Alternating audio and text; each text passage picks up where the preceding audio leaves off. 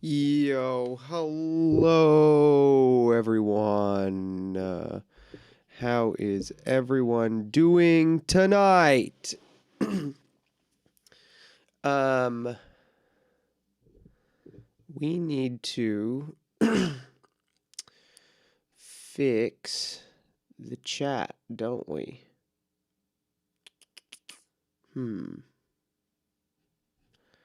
Because it's only YouTube, and we are on YouTube and Twitch and X. So, the first thing we should do is fix the chat, yeah? So, yeah, we gotta fix the chat. Anyway, let's fix the chat. Let's fix the chat window, huh? Let's add a source, huh? Chat box. Add source. Theme, Twitch. Yep. Always show messages.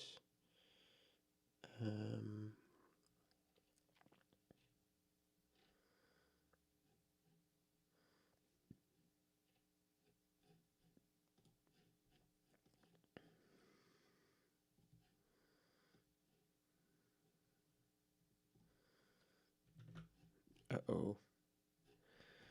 Testing.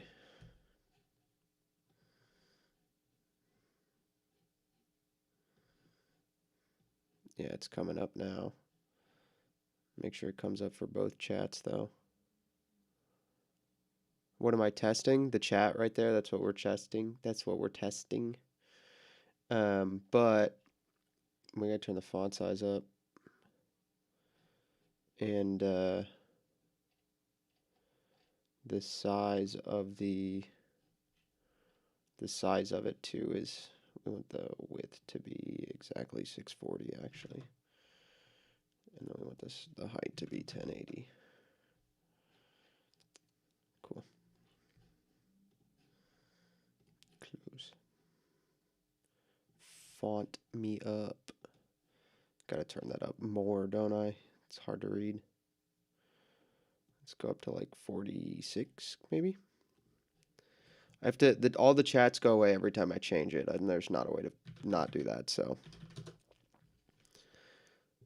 That's really way too big. All right, I guess we'll go back to 38. Let's try 38. There we go. There we go. All right, cool. We are live on both Twitch and YouTube, and we're on X, which I cannot send messages to X from my Streamlabs, but I believe, hello world. Yes, I can send them in the X window that I have popped up over here. So that's cool. I've got this here. We're gonna be able to add a little, we're gonna add our chat box to add this one, and then we're just gonna, and it will go right there.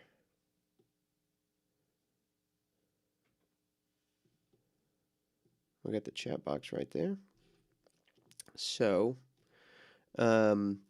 unfortunately, Streamlabs' chat box doesn't keep chats when scenes change, as far as I'm aware.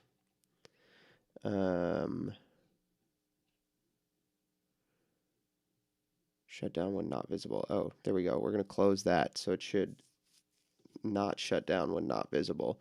What's up, Big Dog? Scourged, thank you for being here. This is my first time streaming on X, along with YouTube, so I will say, if you're watching on another platform, I really appreciate that. If that's your preferred platform for watching, you should watch there. But what you should do is you should open another tab and open the YouTube stream and mute it, because I'm still not monetized on YouTube, actually. So I need watch time. So I know this is weird, but if you guys are enjoying this on another platform and you want to help me get to monetization so I can do this more and improve it over time, if you could just turn it on YouTube and mute it, even if you want to watch on another platform, that'd be super helpful for me because that way I get the watch time and YouTube counts it and I can do better stuff. So I appreciate that if anybody would do that. So tonight is the election. We have I am the Sanity Revolt on YouTube, or you can go to at youtube.com/@SteubenThursday, which is also my Twitter handle. So you can just youtube.com/ and then my Twitter handle @SteubenThursday, SteubenThursday.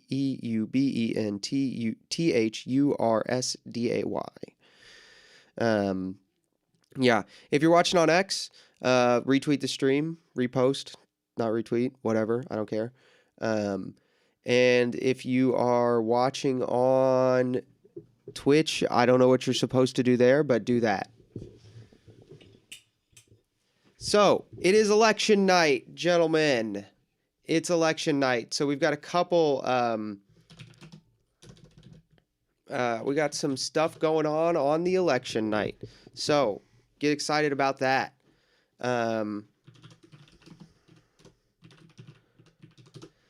We are going to be looking at...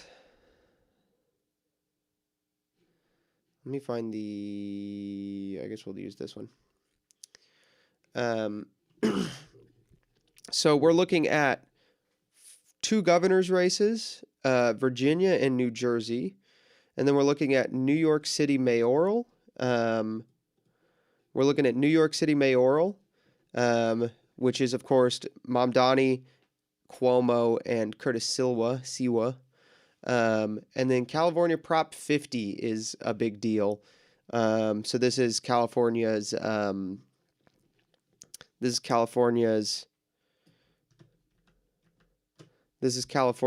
gerrymandering question. And then we've got where is it? Omar Fateh versus Dwayne Davis. So Omar Fateh is the Minneapolis, the Somalian guy in Minneapolis. And I guess the Pittsburgh mayor race is up.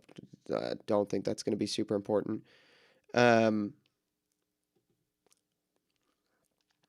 What else? Do we have any big ones? Any other big ones?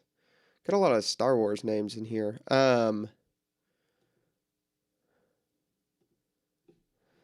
So, governor race. This one's big. Abigail Spanberger. We've talked about this on the stream before.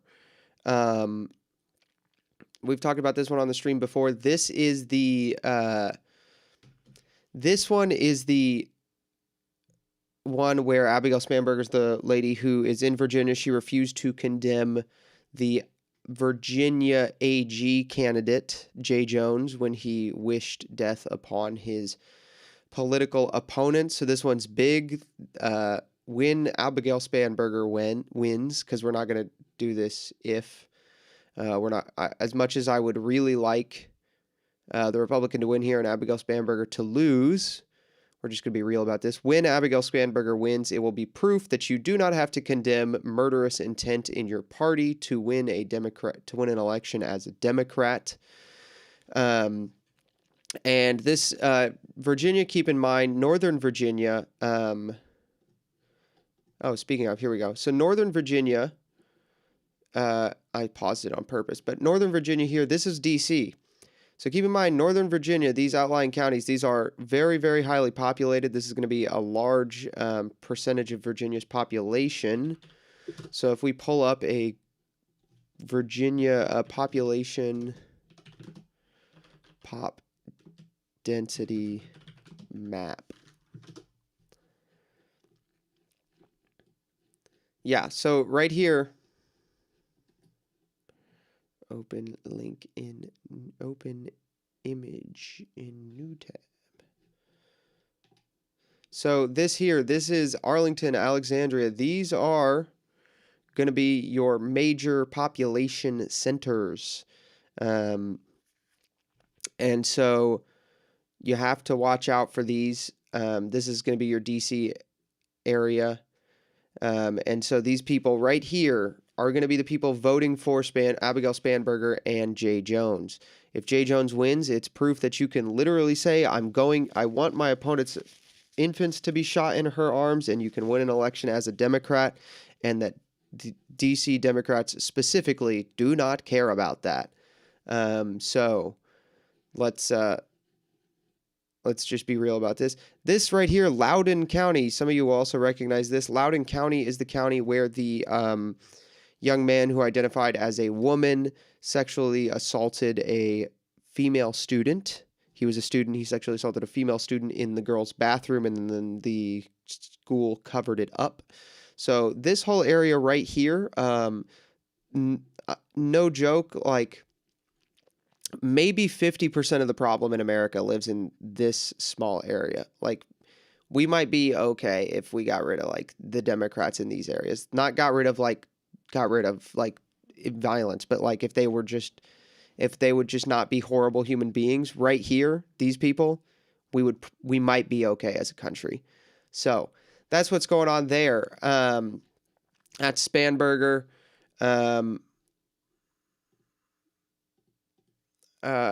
Let's find the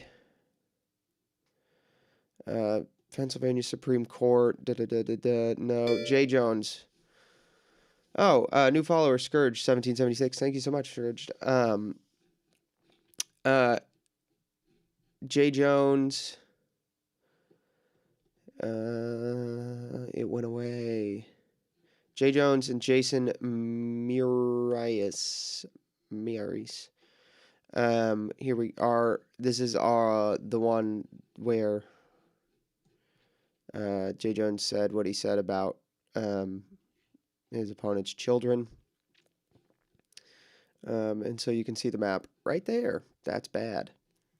Anyway, let's see if there's another. So I've got pulled up here. As you can see, I've got the NBC coverage pulled up because that was all that was up earlier.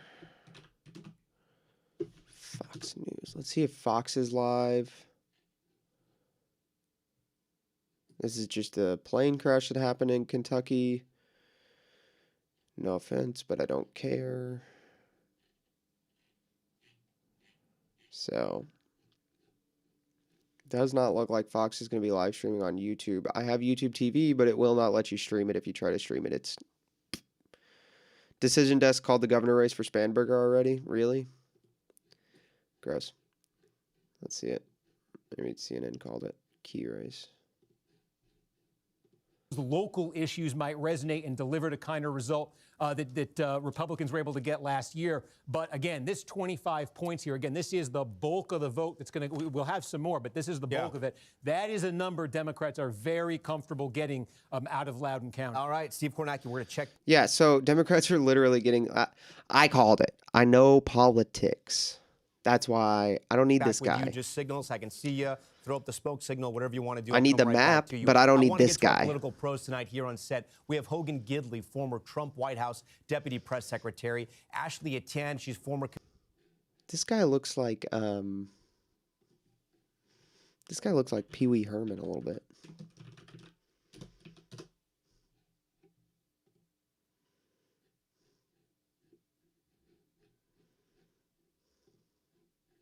What? He does look like Pee Wee Herman.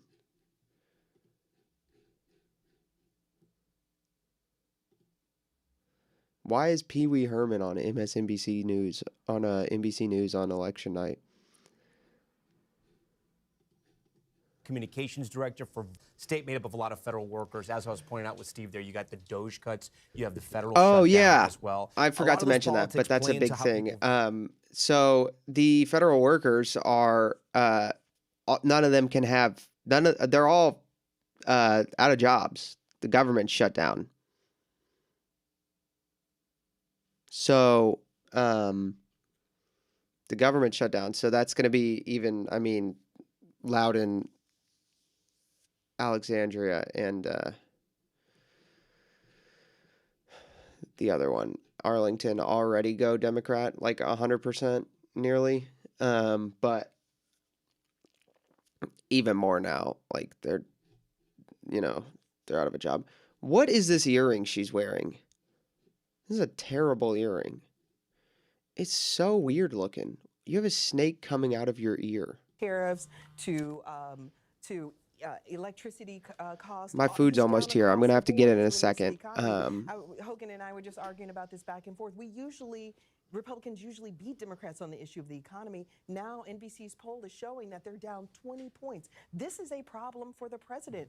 And I will say, I was on Obama's campaign in 2008, and we won Virginia for the first time then. The interesting thing about Virginia is 3 states in 1. So we now focus on Northern Virginia, which we expect Democrats to have very high turnout, which she did. But what we're seeing now, I'm hearing from the National Governors Association as well as from the campaign, that turnout is low in the Republican counties. That part of Virginia, the smaller part, Roanoke, those counties, those turnout there is low. And that really, to me, signals a much larger problem for the president. Not only do you have people saying that the economy is bad, they're voting on the economy. No, that's not what the problem is. The problem is that we got so focused on other issues, and I'm guilty of this, that we all forgot to tell people to go vote and that the election was coming up. We didn't get people hyped up on the issues. We didn't point out, like, they didn't campaign enough on the fact that Abigail Spanberger wouldn't condemn violence. Like, that's why there's not turnout. If we had spent the energy that we spent in 2024 on this stuff,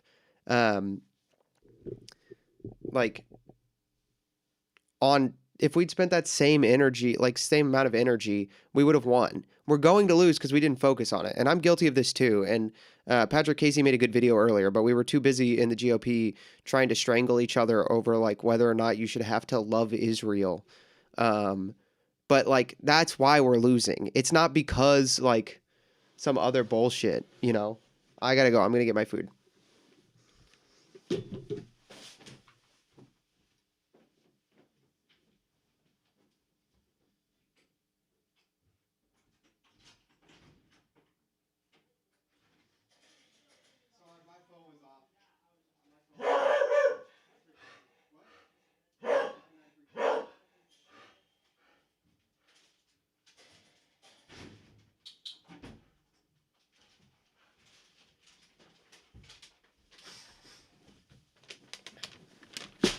How loud is he when he barks? Be honest with me. Be honest with me. How loud is he when he barks? How loud was that for you guys? People are probably getting complacent because Trump is winning. True. Yeah. And also people are just, nobody cared enough about the election this cycle. Let's just be honest. This is also very loud and I know it because I can hear it in my monitors, but the food has to come out of the bag. I asked for a fork and they did not give me one. I must retrieve a fork. Apologies. I shall return.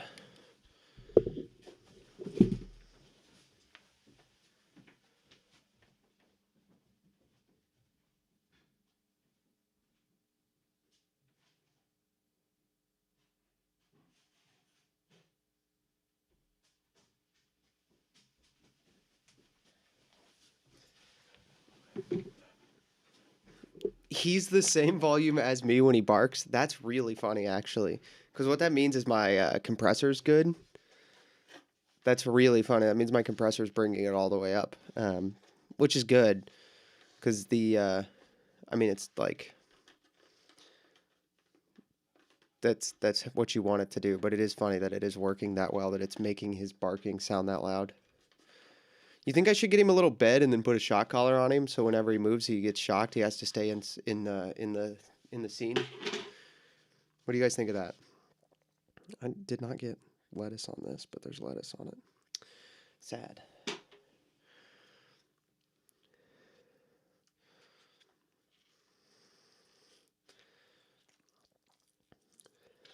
Alrighty. Let's look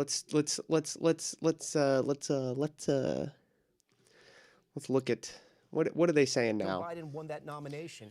Or do you think he has the kind of energy and he's talking about things and he has the social media strategy to electrify Democrats? I mean, I think there is a commonality between Bernie. Democrats have no electrifying social media strategy.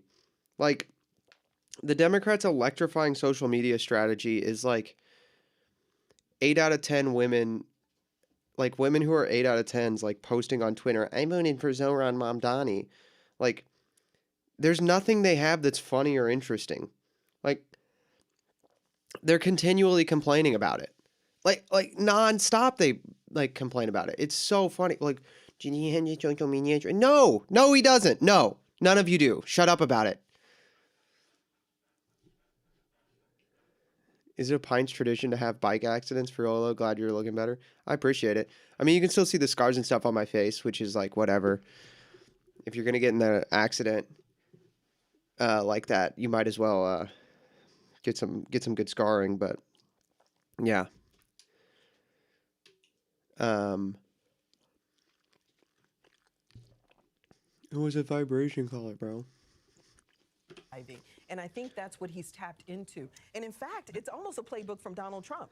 And so the reality is it's a winning message, and we're seeing it play out right now. But Linda Sarsour, for example, did come out and say, listen, we're holding this guy's feet to the fire. He said he wanted to dismantle the NYPD. We want that to happen. He said we want to take over a means of production. We want that to happen. If he doesn't do that, if he doesn't try to arrest Bibi Netanyahu when he comes to town. So this is where the party's headed, and it seems like the full-on embrace of that is occurring.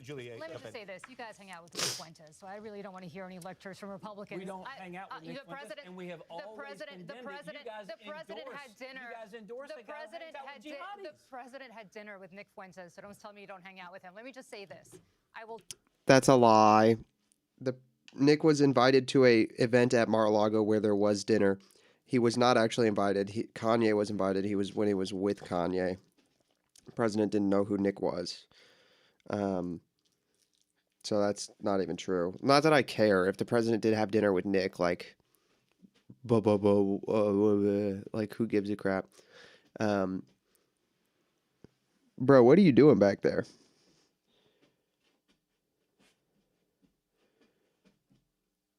Ain't nothing on the floor.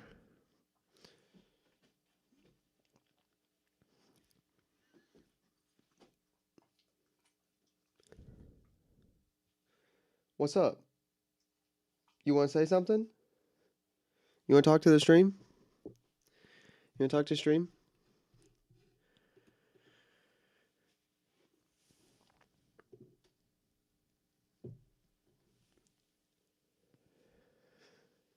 Oh, you just want to look at the food. All right, well, too bad. Not giving you food. Oh, shoot. Might have screwed some things up there. That's good. Fuentes mentioned take a drink. I would die of alcohol poisoning tonight, I'm sure. Better how Spanberger is faring right now in Loudoun County than in 2020. Joe Biden had won this by 25 points. That was kind of a high watermark for Democrats. Spanberger has now exceeded that, again, with just about all the vote in here leading by 29 points. That is incredibly good news for Democrats because they didn't want to see slippage up here in the big population center. We also now have a significant amount of vote in, a little bit more than a quarter, in the city of Virginia Beach, largest city in Virginia, about 450,000 people here. Now, you can see Spanberger is leading, and it's tight. But again, Virginia Beach is the kind of place that Republicans must need an win election bingo if they're going sheet. to have a I mean, you could make one. statewide in Virginia, and really, I'm sure they've there's one gotta on win Twitter it somewhere. in that high single digits. Glenn Youngkin, when he was elected 4 years ago, he won Virginia Beach by 8 points. And again, with a little more than a quarter of the vote in, you see Spanberger is leading this by just under 3 points. So again, that's what Democrats want to be seeing there. We continue to look at Chesterfield County, south of Richmond. Again, this is one of the largest counties in Virginia. Spanberger has improved her position since the last time we checked in here, so she continues to overperform. And again, how about this? This is, again, the biggest in the state, Fairfax County. We've got a third of the vote in. Now, this is right outside Washington, D.C. These off-year elections densely populated, almost never go. Core Democratic territory. You talk about federal employees, shutdown implications. You're going to find an awful lot of them in Fairfax. Glenn Youngkin County. is a But again, Republican, just take a look here. right? These off-year elections in these like states that can go either way almost always go to the party that's not in the White House. It's because it's so fresh on the mind of the losers. Overperforming So anywhere. Take a look at some of these Republican counties here.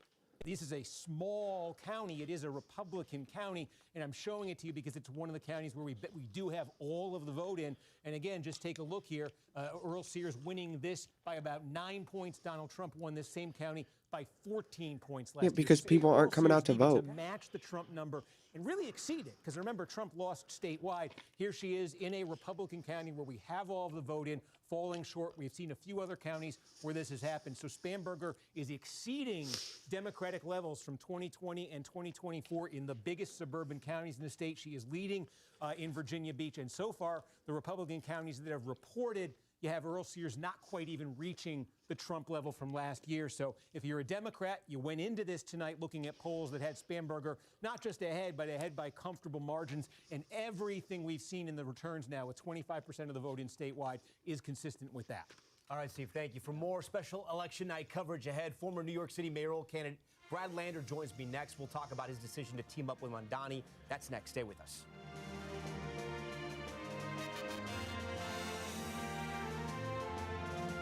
Who cares? Percent of people not voting and moving instead? That's not. I doubt that's a big thing, honestly. I really doubt that's a major factor right now. It would shock me, to be honest.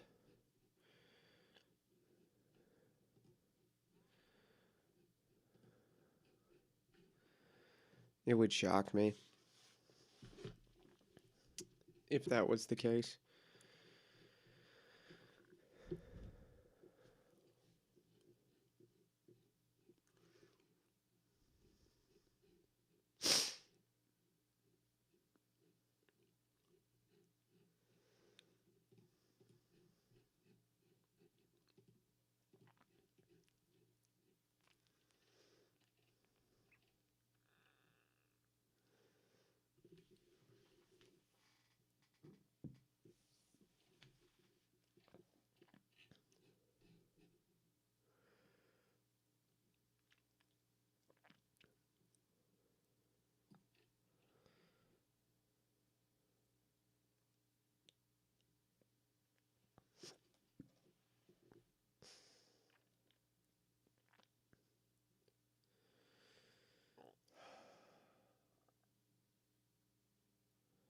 Yeah, if you look at this, so Loudoun is 104 and Fairfax is 106. So that's 210 right there. So 210,000 of Abigail Spanberger's votes, like nearly half of her votes come from these two counties. So this is really like a DC election, right? Like that's just the case. So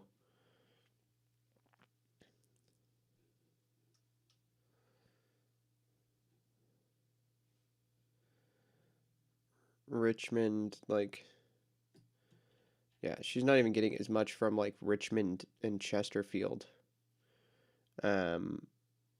So, to give you an idea of how much Virginia is just, can the rest of the state win? Like, can the rest of the state beat DC? That's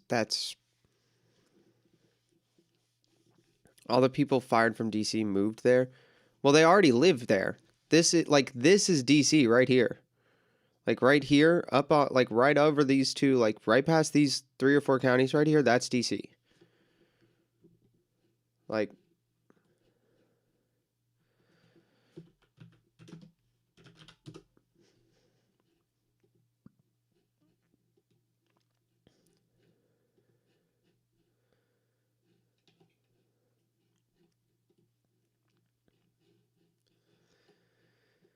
bro, Braves don't.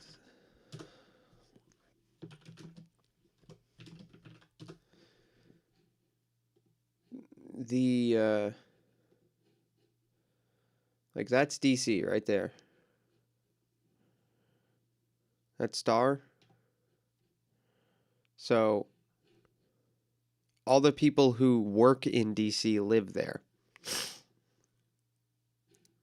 like this Alexandria and Arlington, like Arlington National Cemetery. Same Arlington. Not same name, same Arlington. Right? So, like these 3 or 4 counties right here are just people who work in DC. So this is just DC Democrats. And DC is 95% Democrat. Yeah. And it has been unclear, to be fair. But look, on a primary night, he said, I'm going to go out and meet Jewish New Yorkers. He came to Rosh Hashanah and Yom Kippur services. How do you feel things are going in the country? Angry, dissatisfied, satisfied, enthusiastic. That's not what? That's not how do you feel things are going. That's how do you feel about how things are going. Did you put the right answers up there? With me, he's talked to, if we increase the corporate tax rate in order to provide childcare for 2-year-olds and 3-year-olds, then we'll see that in productivity, and employers will see it because their workers are desperate for childcare. Brad, it was great to talk to you. I'll talk to you in Just in a couple don't, months. like, We'll don't see how let this women ends up, work. and then we'll talk to see how the results are. What's really ironic about Mamdani, like raising the corporate tax rate, so like to punish corporations to pay for childcare, is so that people can work. Is that like, if he actually was like more Muslim, and he didn't like women and like wouldn't let them work, then he would be doing a better thing and solving the problem. Instead, he's going to make it worse. National attention out of Virginia is the race for Attorney General. The Democrat there with those text messages from a couple years ago where he had talked about the idea of killing children and terrible, terrible things. And so the idea of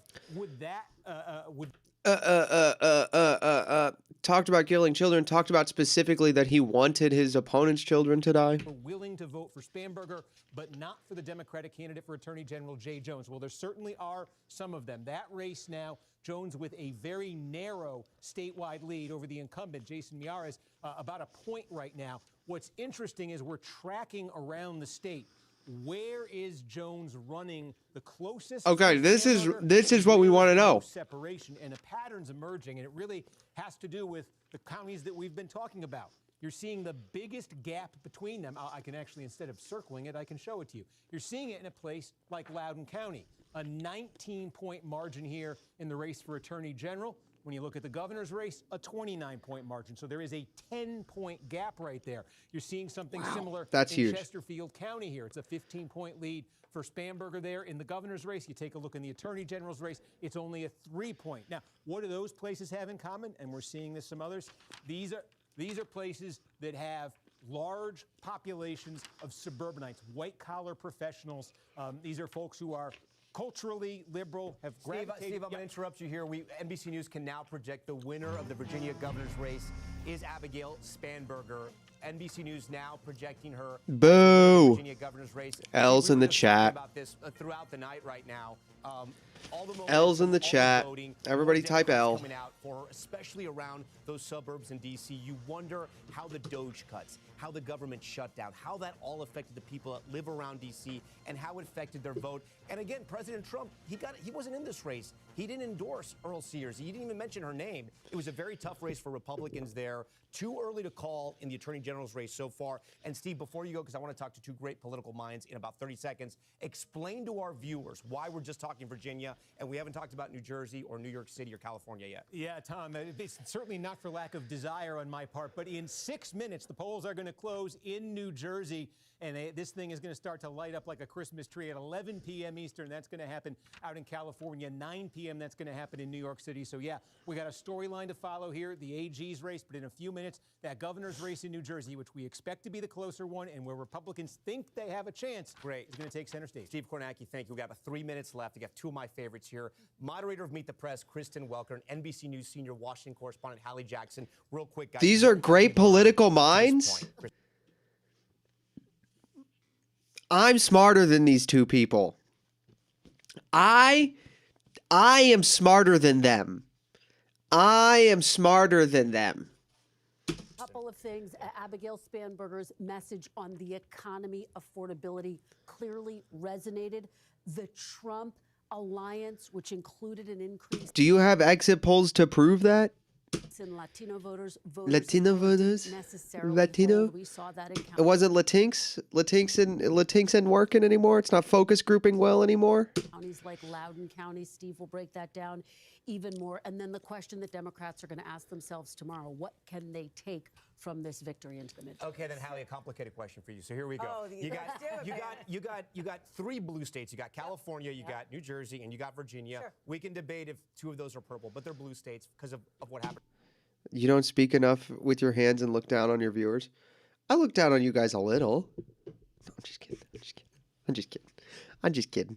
In the presidential race. And then you have New York City. So can we draw any narratives from this for the midterms? Because New York City is not really the suburbs of No, because the Republicans did zero campaigning. America, and we're talking two blue states. 100%. But think about what all those three races have in common if, in fact, the Democrats end up winning, because it's a great question, and here's the through line that I'm thinking about.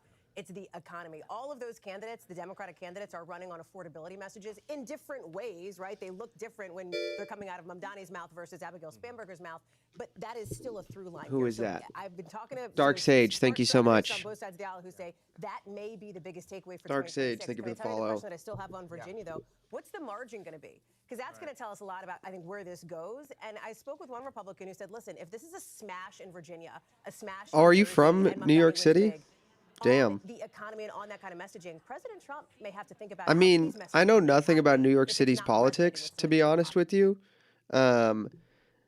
Besides the fact that Mamdani's a communist and Cuomo is a pervert and Curtis Sewa got shot in the back of a yellow cab by John Gotti 5 times.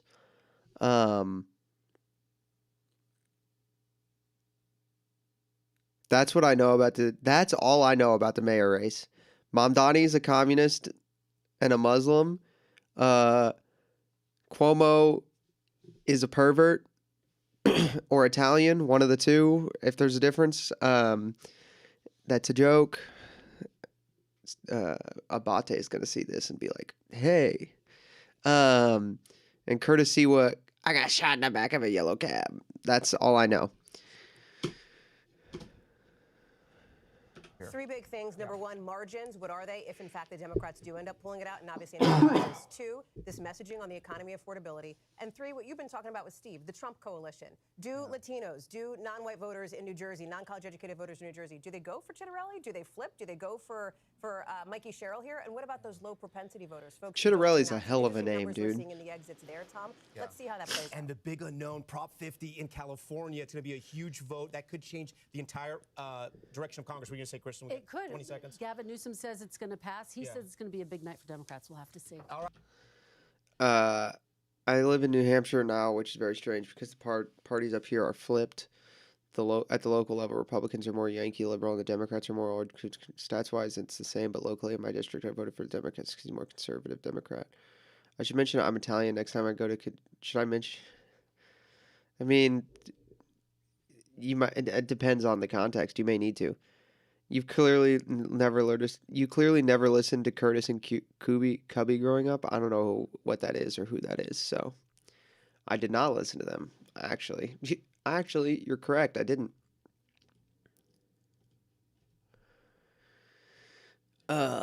Yep.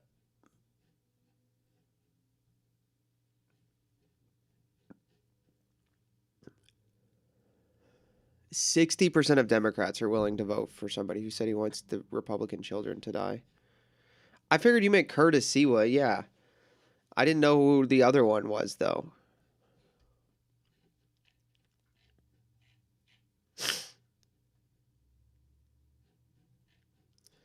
%60 of Democrats, dude. In Loudoun County. Fairfax, 70%. Alexandria. So this is the DC one, right? So like 75% of DC conservatives. Gross.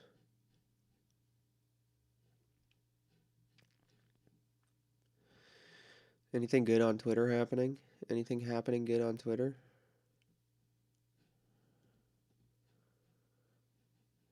Anything good happening on Twitter? Anything good?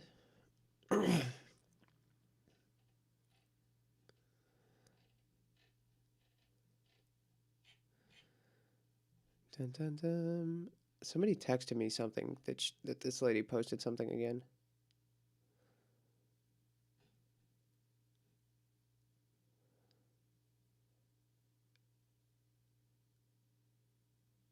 You gotta be kidding me. That's the dumbest tweet of all time.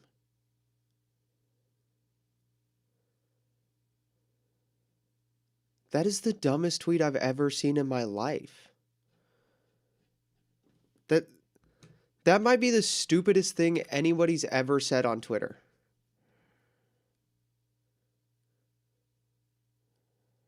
All right, well, I want to talk about the election, not about this, but that is really dumb. That's really dumb. That's impressive. I didn't know that you could be that stupid in 2025. Voices heard all across the country for the first time since Donald Trump's return to the White House.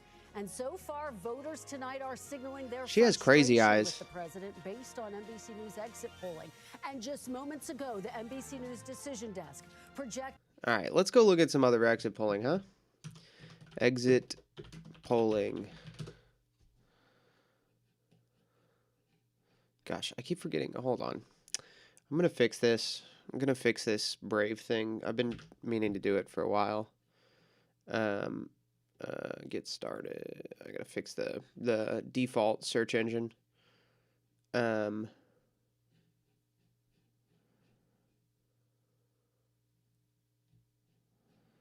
why?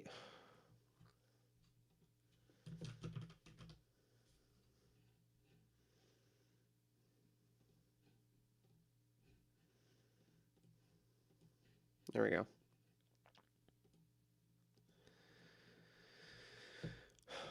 Fox exit polling. Let's look at the Fox exit polling.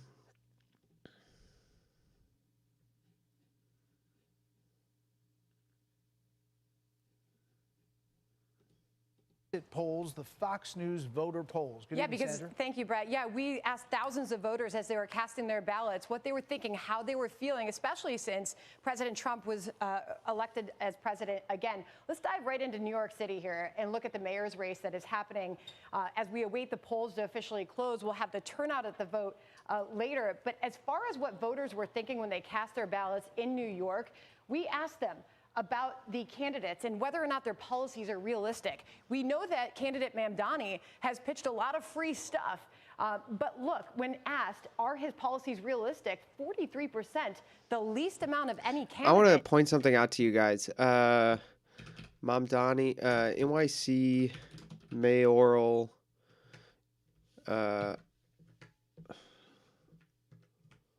mayoral polls by foreign born.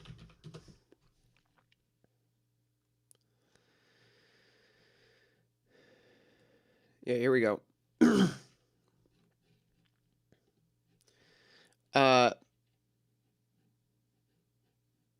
62% of the foreign born vote.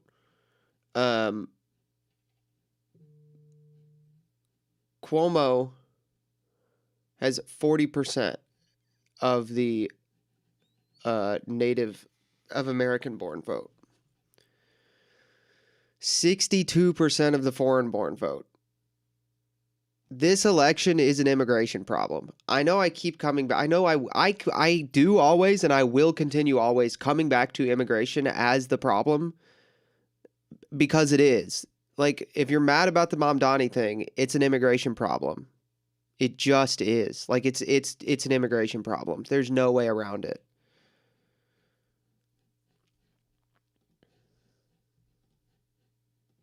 Saw those policies as realistic. More thought Cuomo's and Sliwa's were more realistic.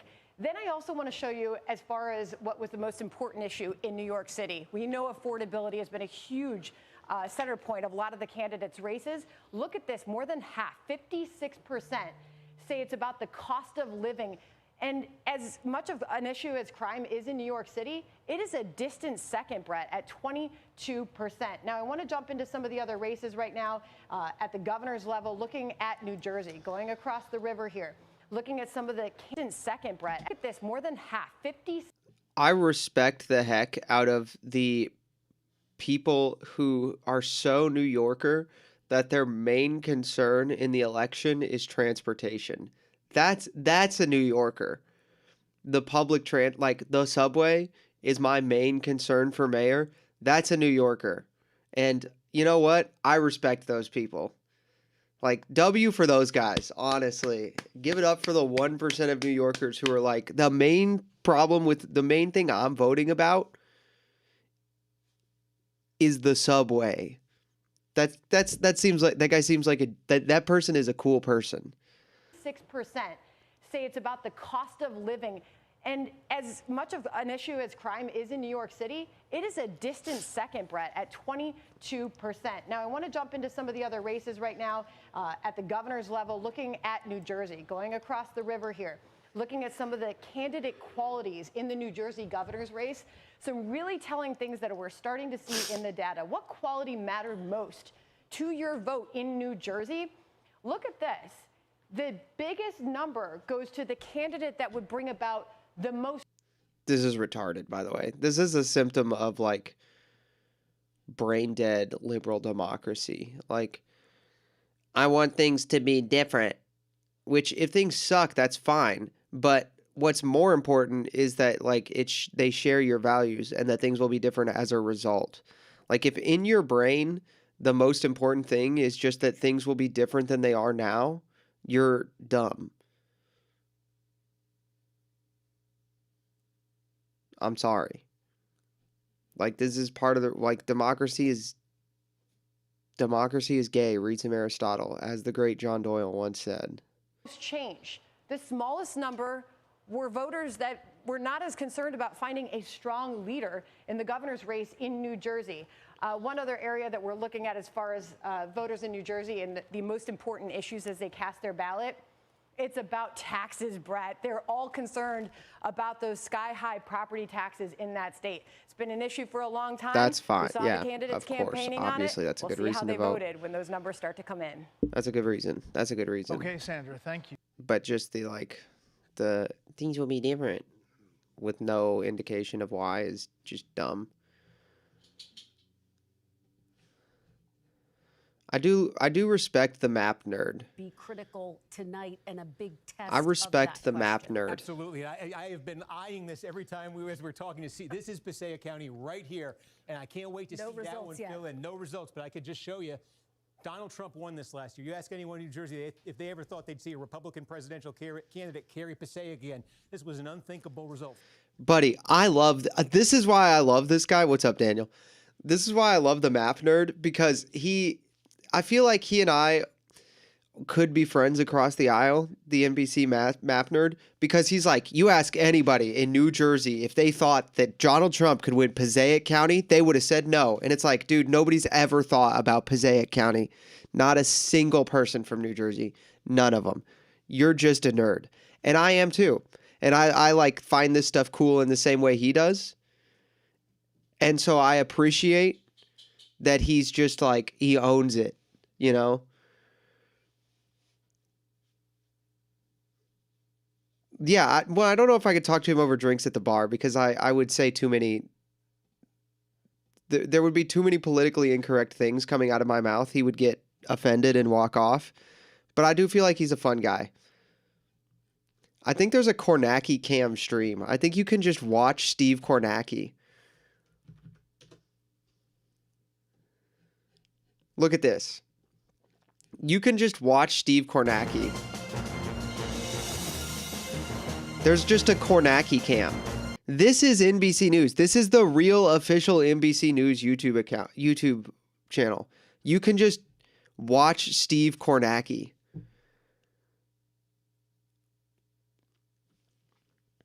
That's hilarious. You guys just want to watch Steve Kornacki all night? Honestly, it's so funny. It's so funny to me.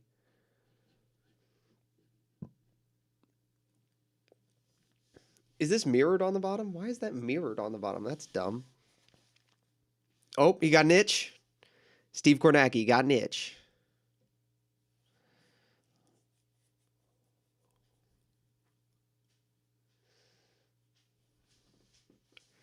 What happened? I missed everything. We're watching the Kornacki cam, dude. Spanberger won Virginia. I do not believe that. Like the Virginia Attorney General race is going to be closer, but it looks not great. So there's that.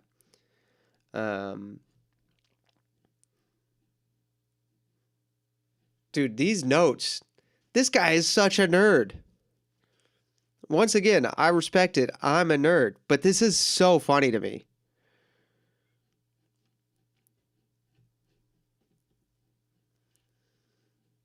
This is so funny.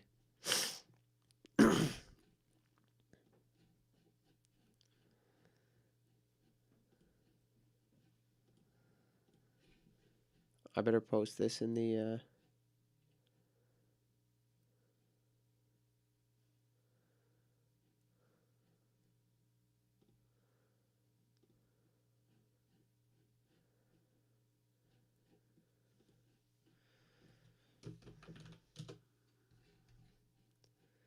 hold on. I gotta post this real quick.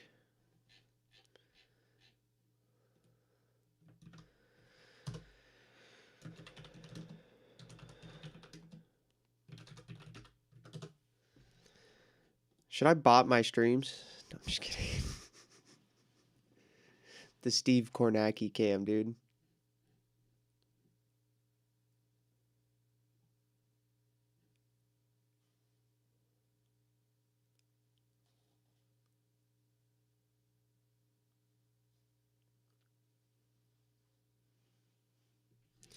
We should see, you know what we should check? We should check the most,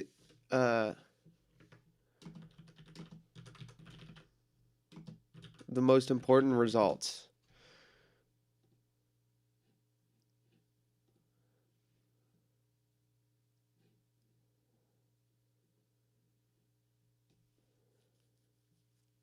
Is this tonight? Yeah, this is tonight. This is tonight. Let's check the results. Let's figure it out. Ralph Pietrella, he ran unopposed. 73 people got a write-in. I think a couple people wrote me in. Oh, come on. Royal Mail lost? Royal Mail won? No! This is the one. This is the whole reason I wanted to check this. Mark lost by 11 votes. That's so sad. That's so gay. That sucks.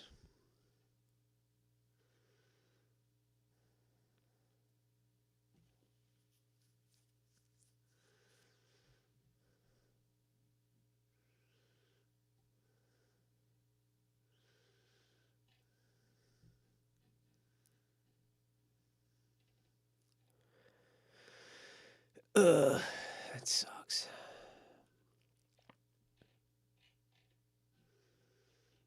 Yeah, all right, well. Did we get any,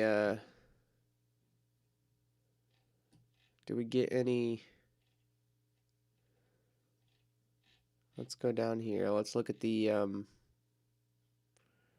why do only like 3 people live in Steubenville? We got a lot of people. It's just nobody wanted to, like, the mayoral candidate ran unopposed, right? So, like, there's not a lot of voter enthusiasm. And the 4th Ward is like one street, basically. But the Mark Barnes losing is the Franciscan students' fault because they can register to vote and vote in Steubenville, which means they did not. So I'm blaming this one on the university.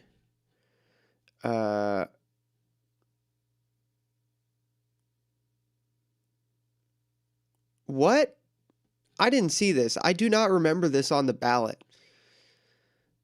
I don't know what that is. Aldi Sunday sale. College of Saint students. Most of them live on the Hill. Legate. Most of them live on the Hill, so they are not technically in the 4th Ward. I don't remember this. I don't know what this is. I'm gonna be completely honest. I don't think issue 10 was on my ballot.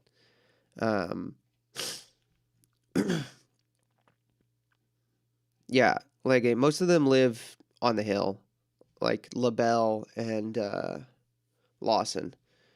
Not the streets, but like LaBelle and Lawson are the two neighborhoods. So yes. Yes. Yes. Yes. Do people just vote yes on these things? I don't think anybody voted against these. Well, they all won. I forget which one the police one was, but we wanted the police one to win. I do remember that. I thought this was a joke ballot. No, dude, this is like actually Steubenville. This is the results for my county. This guy is my friend. He was running for a city council seat, and he didn't win, and it's sad. That sucks. Dude, heck Ralph Mayo. Royal Mayo. Heck him. Heck him. We do not like Royal Mayo. Heck him. Heck that guy. Have Jacob run. Jacob cannot run. Heck that guy. Yo, Bernie? What is radical is that we have more income and wealth inequality than we've ever had. That's got to change. Senator Bernie, you're Kristen richer than again, you've ever quick been. Question. You raised President Trump. He has threatened to pull federal funding from New York City Based. if Mr. Mamdani is elected. Based. Does that concern you? Do you think that that's a realistic threat? And do you think he may have shaken up this race with that last-minute endorsement of Andrew Cuomo? We will find out. Look, it's not just New York. He's threatening not to fund programs in Vermont and California. For the first time in the history of this country, you have a president who's acting so illegally, so unconstitutionally. It is insane. What this guy is saying is, oh, you voted against me. So illegally, so unconstitutionally. That, you didn't say what? Like, LBJ sent the IRS after Nixon. Obama sent the IRS after pro-life groups. Joe Biden ignored the Supreme Court on student loans. Trump should run for NYC mayor after his term. He would lose. Is Jay Jones going to win? We're keeping an eye on it, but it's close right now. It's the concerning part, Kyle, is the Arlington, Fairfax, and Loudoun numbers here, like the percentages. You see what I'm talking about? The 73, 69, 59. Like these are the people who work in DC. So, like, because I don't have to tell you this, but like this is the counties that the people who work in DC. So like, it's close. He may not win, which is good. But like the big concerning thing is that like 76, like somewhere upwards of 60, probably 60, 65% of people who work in DC based on this are willing to vote for Jay Jones. So it's only 47%. And a lot of these counties down here are, we got this outlying county here and this outlying county. So it's possible that he doesn't win. But yeah, these counties here are the ones that are upsetting and concerning. We're looking at Citarelli too. We got to keep an eye on Citarelli. This is the one that Republicans think they have a shot in. So doesn't look great right now, of course. So, but there's that.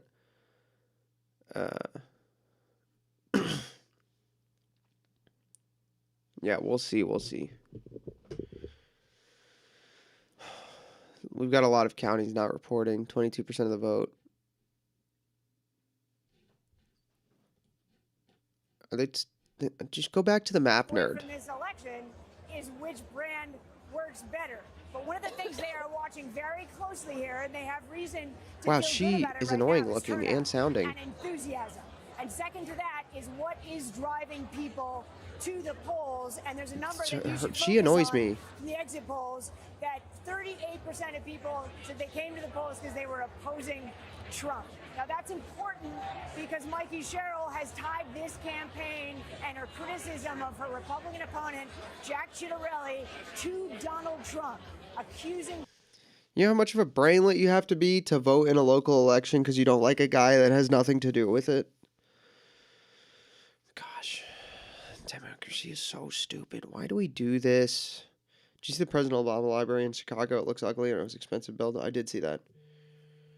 Ciattarelli performed pretty well 4 years ago. Yeah, I know. I'm hoping he wins, but that their success tonight hinges on whether people believe that the lack of affordability in this state is because of Donald Trump and because Jack Ciattarelli is attached to him, that they should vote for Mikey Sherrill, Kristen. the lack of affordability in New Jersey is Donald Trump's fault? Yo, are you high? Do people actually believe that? Has to be a joke? Oh, democracy's so stupid, dude. Why do we let voting happen? Whatever. This woman looks like a white chick, a white version of that chick that they had play Snow White. New Jersey, Julie. Absolutely, Kristen, and that is exactly the question that I asked Jack Ciattarelli yesterday when we were at a bar in Totowa, New Jersey at 10:30 in the morning where the Guinness was flowing. As a Jersey girl, only in New Jersey could you see that the day before the election, and he told me my opponent... Literally no. What? That's not shocking. ...time around different than his last two runs for governor, and also a president that has... She does look like she's from New Jersey, though. The issues that Stephanie laid out are affordability. New Jersey has some of the highest property taxes in the country. I heard that from voters on both sides of the aisle, both Democrats and Republicans, telling me they love New Jersey, but they feel like they are getting priced out. They might have to move because they can't afford to live here. Sherrill has promised to freeze electricity prices. A Republican voter today telling me, what good does that do? The prices are already... What's with these women wearing bright colored jackets? I don't know, dude. They've got her lit impressively well for being in the environment she's in, though. I will say that. New Jersey, probably the most of any. You see the energy in the room behind me. The polls just closed. They just started letting people in here. There are a lot of MAGA hats. There are a lot of Make New Jersey Great Again hats. Ciattarelli's campaign feeling positive, but today is all about turnout for him. Not only in Somerset County, where I am right now, also in Ocean County, a red county, as you heard Steve talking about there, but also Passaic. That's where I was yesterday. Yeah, go back to Steve. We want Steve Kornacki. Give us the map nerd. We just want to hear from the map nerd. The president did in November in order to have a shot at winning this race. One of the advantages that Ciattarelli has here, similar to Spanberger in Virginia, he can present himself as the change candidate. Phil Murphy has been in office for 2 terms. Ciattarelli can say that Sherrill will be a continuation of that, and hopefully in his mind he'll win tonight because of it. All right, Julie Sirkin, thank you so much. We'll continue to check back in with you throughout the night. Let's get back to NBC News Chief Data Analyst Steve Kornacki. Yeah! Insights into Map the results nerd! in New Jersey and Republican Jack Ciattarelli. What do you have, Steve? Okay, so what we have, Kristen, is a quarter of the vote statewide, and you're looking at this and you're saying, wow, Mikey Sherrill is absolutely clobbering Jack Ciattarelli. Well, what we don't have yet anywhere in the state are the returns for votes that were cast today at the polls, which we expect to be more Republican-friendly than the votes that were cast by mail or that were cast early in the early voting process. So what's been reported... 25% of votes were by mail. The vote by mail, which... Who are we rooting for again? The Republicans. But for now, we're just rooting to see Steve Kornacki as much as possible. That's what we're rooting for. We want to look at Steve Kornacki as much as possible. Burlington County. So you're talking about... He's the map. We just want to watch the map nerd.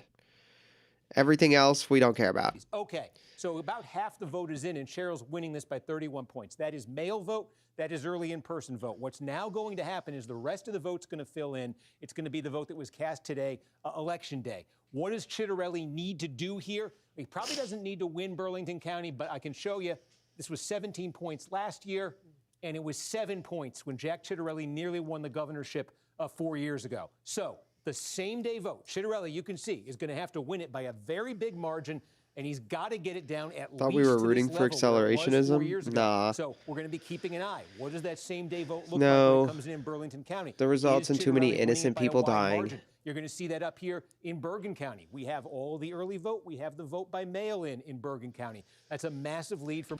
Jay Jones looks like when Dave Chappelle used to try to do whiteface on the Chappelle Show. What's up, X-Tex? Doesn't Jay Jones look like when Dave Chappelle used to do whiteface on the Chappelle Show?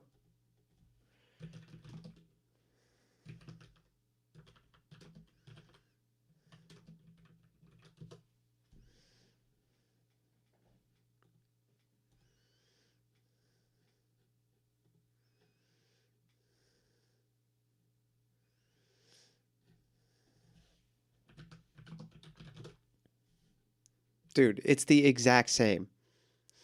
It's the exact same complexion. It looks dusty too, dude. He looks dusty.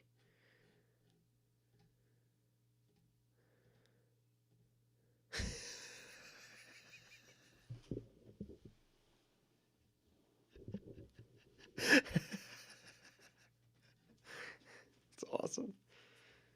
It by a big margin. Go off, And I think King. That's the benchmark for him right there.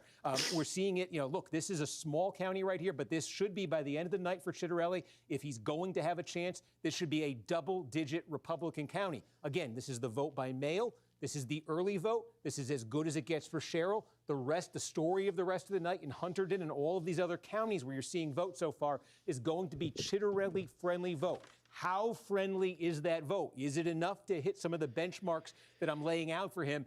That's what the governorship in New Jersey is going to hinge on. And by the way, we don't see it yet. I just want to tell you, I am really looking for the results out of this county. This is a big suburban county here. You've got a mix of wealthy suburban towns. You've got some blue-collar towns as well. Donald Trump won here by 3 points. Typically, this is a key county What's for up, Republicans if New they're gonna have a chance Crusade? statewide. The twist in this county and why I think it's so important is Morris County. We're just is watching what Map Mikey Nerd. Sherrill I'm gonna be represents. honest with you, dude.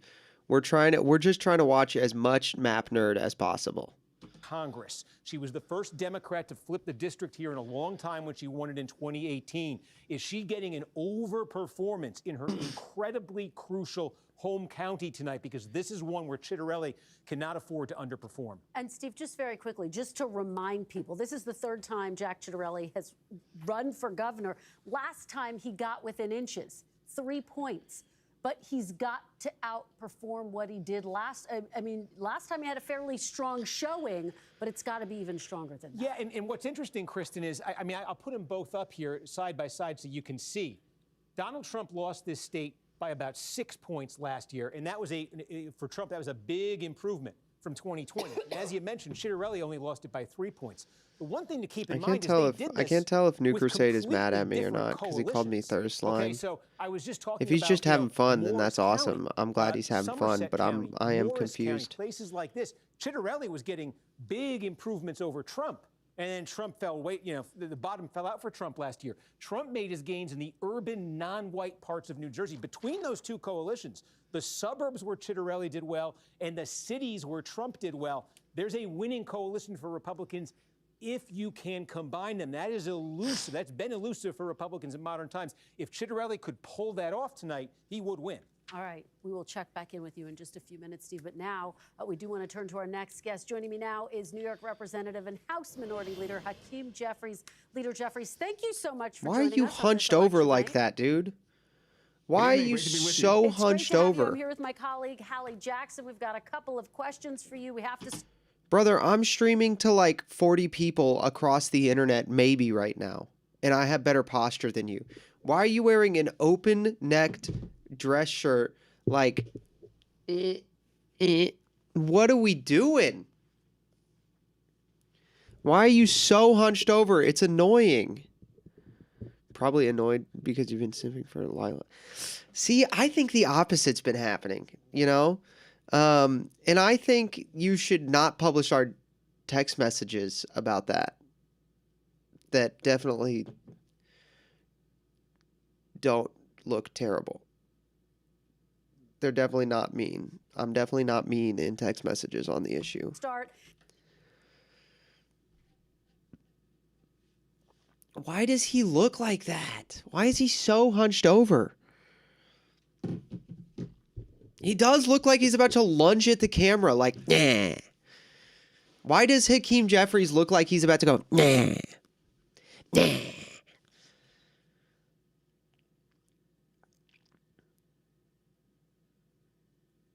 Did they put no makeup on him before they put him on air? Why is his head is shiny? They didn't even powder his head? Dude, I think his team might hate him.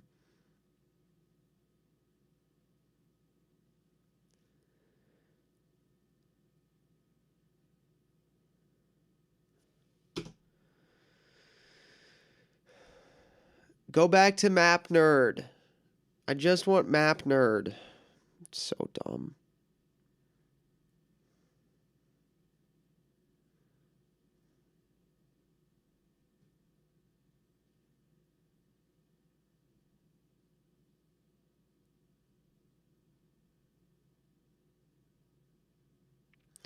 I gotta get the, gotta.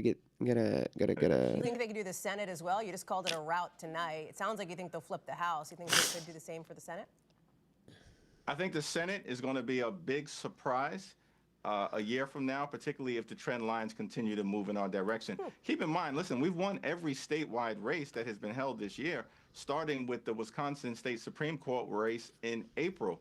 We've won all of the high-profile special elections, beginning in a state Senate seat in Iowa in January that Donald Trump had just won a few months prior by 21 points. And so what we're seeing tonight is the culmination of something that has been building since the very beginning of the Trump presidency, which has been a complete and total failure of Republican control of government. Leader Jeffries, let me ask you, because, of course, this election night occurring against the backdrop of what is poised to be the longest government shutdown now in U.S. history. I thought he would misspoke about this, but I thought he misspoke when he said state Senate, because I was like, surely he's not saying that a state Senate election is like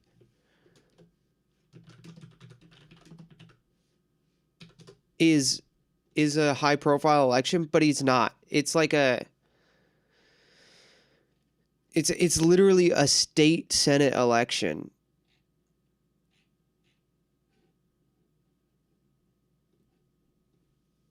District 1.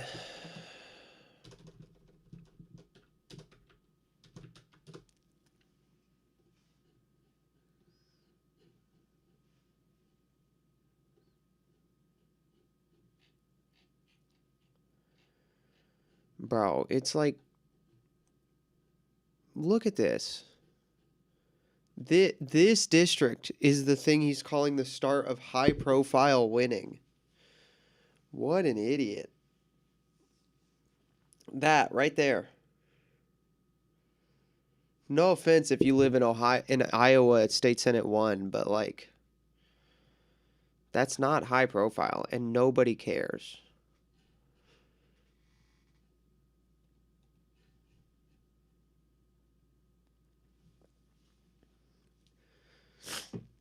I totally forgot my Streamlabs password. I'm trying to get it on my phone.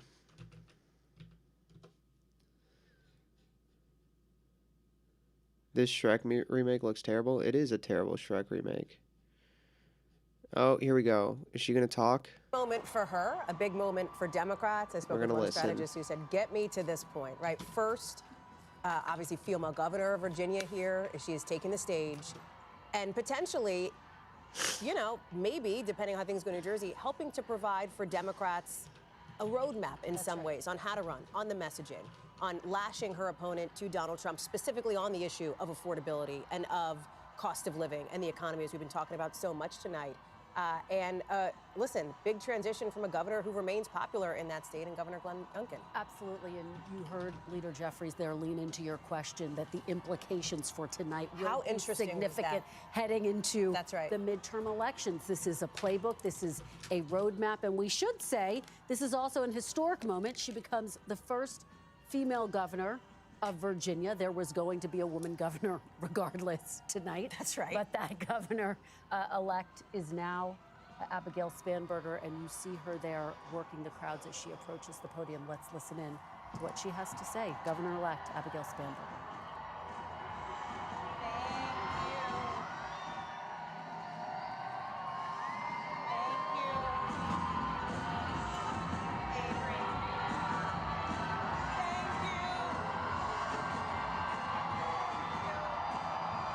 Bro.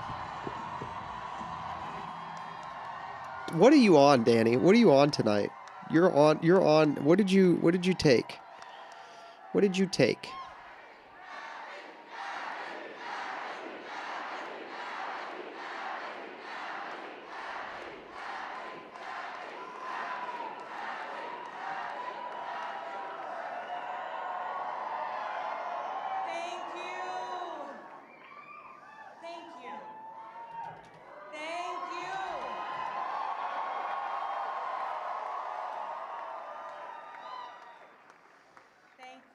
Thank you all so much.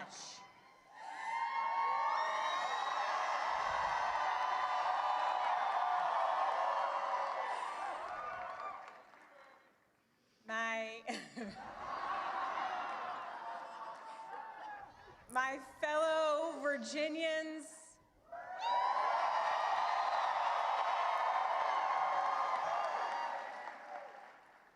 tonight we sent a message.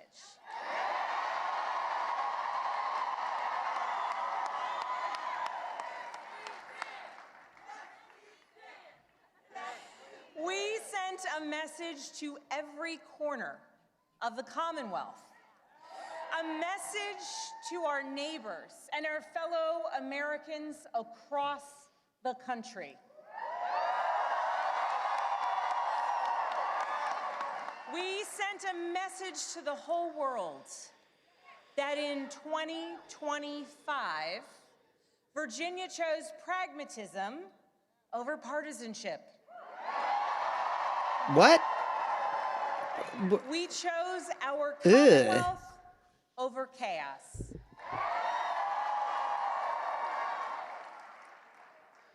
You all chose leadership that will focus relentlessly. Who wrote this? Matters most. Lowering costs, keeping our communities safe, and strengthening our economy for every Virginian. Leadership that will focus on problem solving, not stoking division. This dude's funny looking. We chose leadership that will always put Virginia first.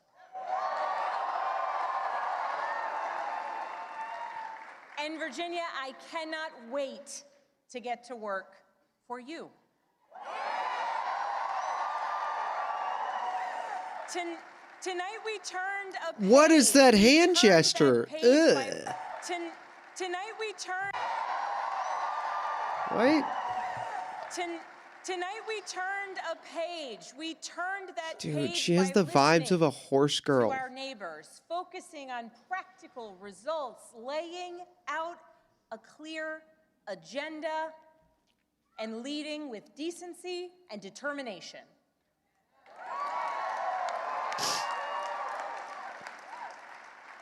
To everyone who helped us achieve this win, from the bottom of my heart, I thank you. Dude, her daughters are not even like paying attention. What is happening? They don't respect her. Thank you for the trust that you have placed in me, and it is the honor of my lifetime to be elected the 75th governor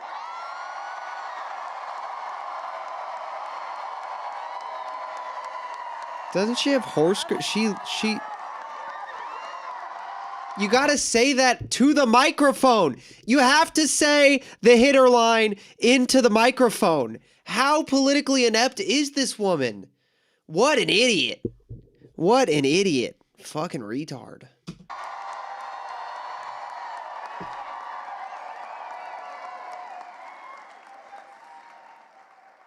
I would like to thank my opponent for a hard-fought race.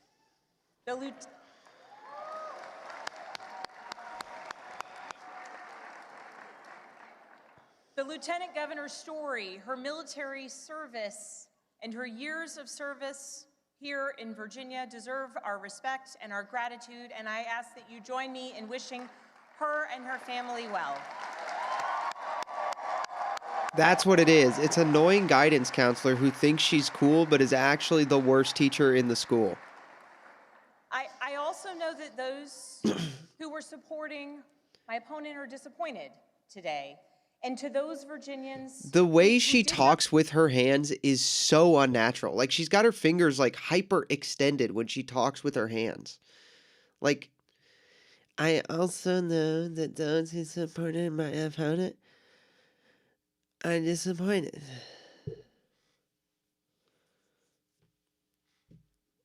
It's like limp. What is going on? It bothers me. I want you to know that my goal and my intent is to serve all Virginians. Is that why you wouldn't condemn Jay Jones saying he wanted to murder Republican children? Because you want to serve all Virginians?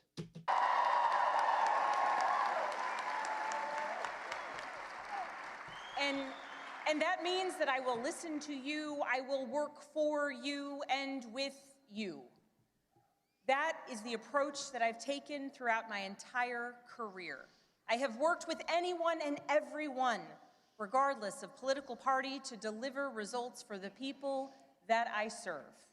And that's because I believe in this idea that there is so much more that unites us as Virginians and as Americans than divides us. Wow, she is so unnatural at reading off the prompter. It's insane.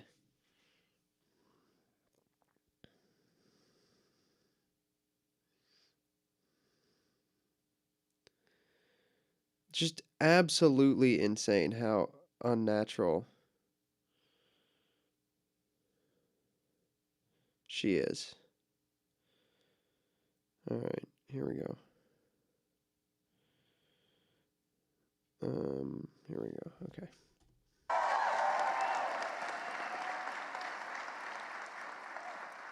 And I know in my heart that we can unite for Virginia's future, and we can set an example for the rest of the nation.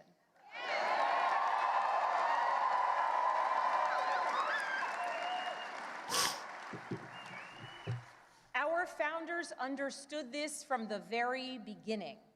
They didn't choose to call Virginia a Commonwealth by accident. Oh, hey, Matt, thank you for reposting the to stream. signify that our government would be based on the power of the people united for a common good. Not for a political party, not for a president, not for a monarch, but for a common good together. And tonight, Virginia proved that that tradition is alive and well. We are still a Commonwealth in every sense of the word. What senses of the word? What senses of the word? You can't just say things. You can't just say things. They have to mean something. And everyone in between. Is she still doing this? I'm for everyone. I'm for everyone. I'm for everyone. I'm for everyone. I'm for everyone. I'm for everyone. And that's the Virginia I will have the honor of serving as your next governor.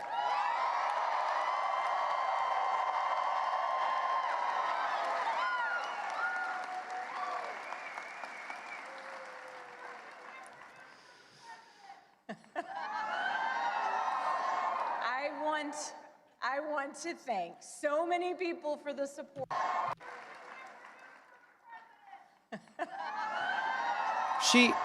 Somebody said something about her running for president, and she can't even get enough off script to say thank you. She's still reading the teleprompter. Oh my gosh. So many people for the support that they have given to our campaign. Thank you for your work. Thank you for your support. To our tireless volunteers, to those who believed in me, thank you. No one believed in you. No one believed in you. They just hated Trump. Time, your energy, and your conviction to this campaign. Thank you. You can't for devote braving conviction the to weather, a the heat, campaign. and then the cold, and then the rain, and then the sun. It's Virginia after all. Thank you. Thank you for talking to your neighbors about the importance of this race. Thank you for recognizing that when we went Time to Ron Burgundy. Seriously, somebody should Ron Burgundy the teleprompter. Thank you for that, Matt. That was smart. We like that guy. Do it. Our democracy. Put "Go fuck Thank yourself, you. San Diego" on the We won this teleprompter. race because of you.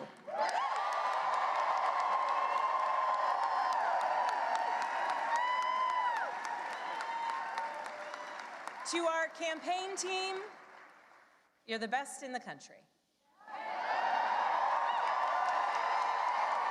That's no. Every single member of our team, every single one of you, you work tirelessly for the change, the progress, the policies, the connection, and the respect that you want to see in our communities. Thank you for working so hard. Thank this you woman for is giving annoying. people hope. Thank you for knocking on doors in the sweltering heat. Thank you for showing kindness. Thank you for showing up in every corner of Virginia. Thank you for diving deep on policy. Thank you for capturing moments and the essence of our campaign. Thank you for reaching voters everywhere. And thank you for believing that Virginia could and would send a hopeful and joyful message tonight.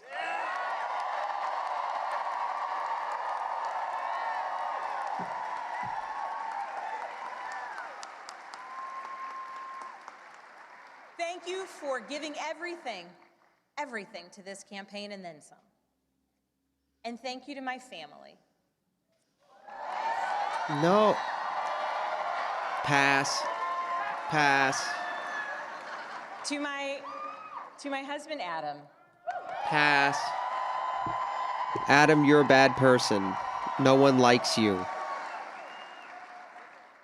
My partner in everything. I love you with my whole heart. I am grateful for you. And it is very strange to declare my love for you in front of millions of people. Why is that strange? You're married. But every adventure we have ever been on has been worth it because you have been by my side. I love you. I'm grateful for you. Is she reading this off the teleprompter What too? the next couple of years bring. I think she was reading that off the teleprompter too. Years bring. And worth it because adventure we have ever been on to declare my love for you in front of millions of people. I love you with my whole heart. I am grateful for you. And it is very strange to declare my love for you in front of millions of people.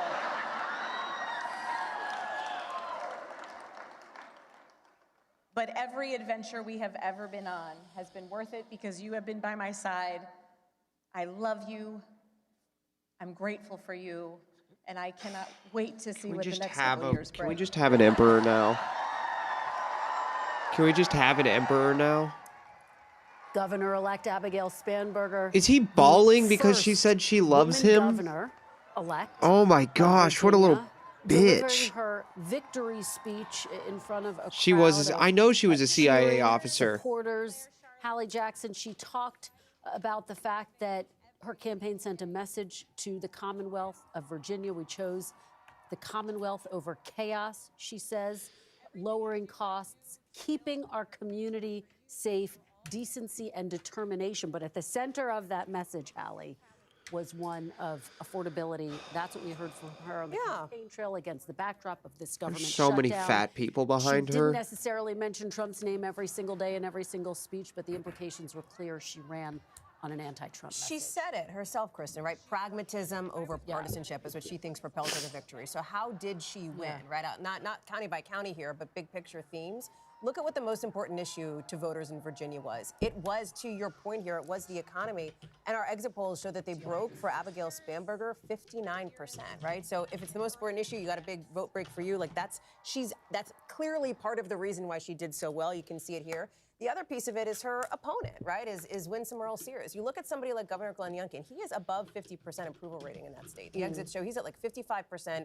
Nearly 60% of Virginians think the economy is doing well. Those are good numbers. The thing is, Governor Youngkin is not running again, right? But his lieutenant governor couldn't capitalize on that popularity in really any way. In fact, her approval numbers were underwater, basically 46% in these exits here. And I think that gives you a sense of sort of the strength of Spanberger's campaign, clearly in Virginia.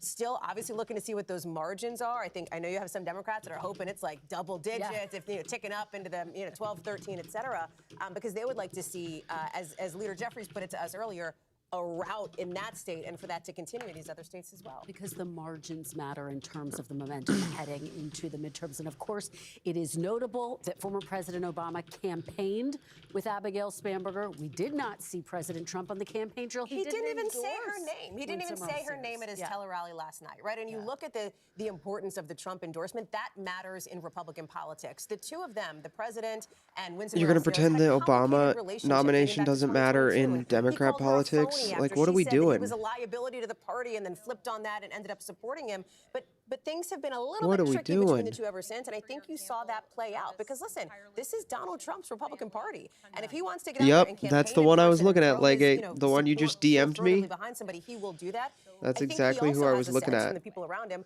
who looks good in a race and who doesn't look good. I mean, Hogan, you can probably speak to that. He doesn't love to back a loser. Nobody does. Yeah, our table has just gotten a little bit bigger. Hogan Gidley, we are joined by you. Go ahead and weigh in. We also have Ashley Etienne and Leanne Caldwell. Of course. Look, I think Donald Trump's endorsement matters. I think whether or not he comes to your state and actually throws that support behind you, he's so good at rallying the people around a cause or a candidate.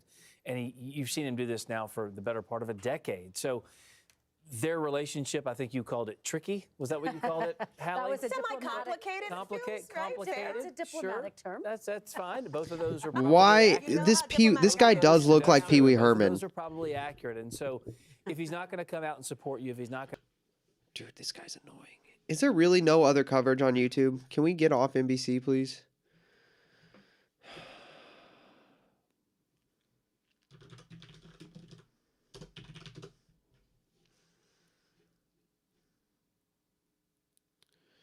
All right, we got ABC.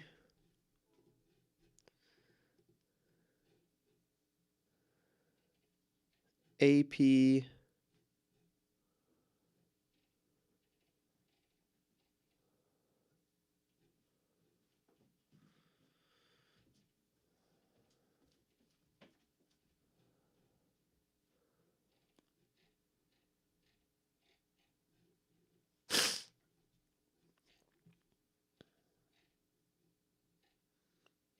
Nothing.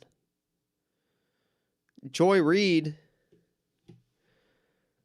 Between Democrat and Republican leadership, and if there was a serious investment within that community. The Joy Reid show, and one of her guests clearly is on a laptop that's on a wobbling table and doesn't have a microphone. The other one is an old black guy who can't get his headroom straight and is like sitting like...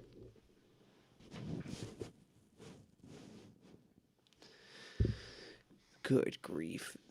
Doesn't this woman have a degree from like Harvard? Them, the harvest that they're looking for. I think that we have walked away from identity politics when Trump does nothing but put us into little pockets of our identity, right? And the truth is, everybody's little rainbow of personality and identity makes up the quilt and the fabric of America, and we should want all of that in the gumbo. Because I'm from Louisiana, we throw a little bit of everything in, and you get a good roux, and you've got something that's worth eating. I think that's got to... What is this? All right. What was going on there? There's no way Jack Citarelli's coming back from this. Yeah, he's done. Right?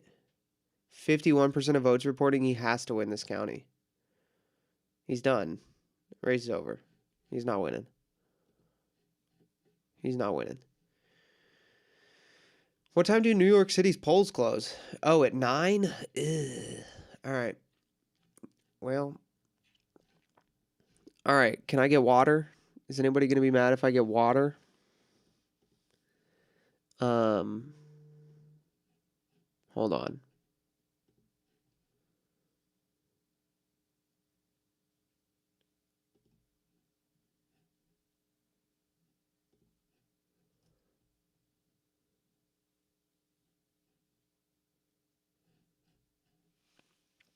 Hold on.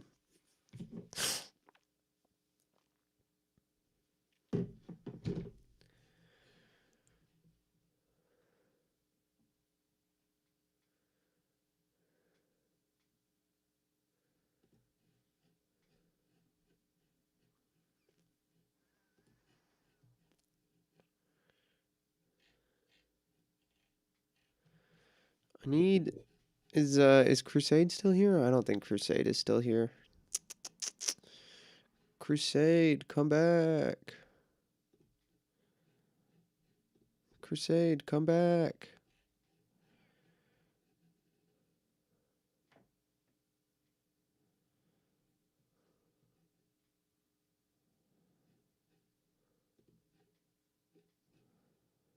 How dare you get water? Well, I need to get water and I need a Tylenol, so I will be right back. I do have the ability to have guests now. I paid for Streamlabs. I paid $200 for Streamlabs Premium so I can get guests and multi-stream. I might have to get my blue light glasses too because there's no dark mode on any of these election websites and my eyes are starting to hurt. So I'm going to get water. Everybody be chill.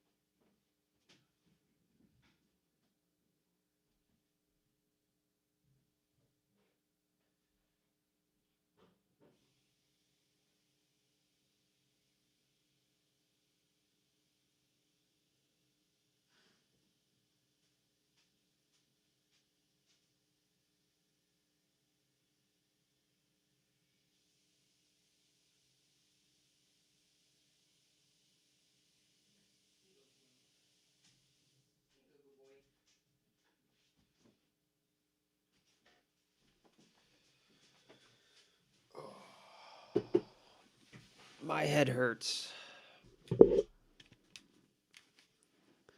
How many Tylenol? 2.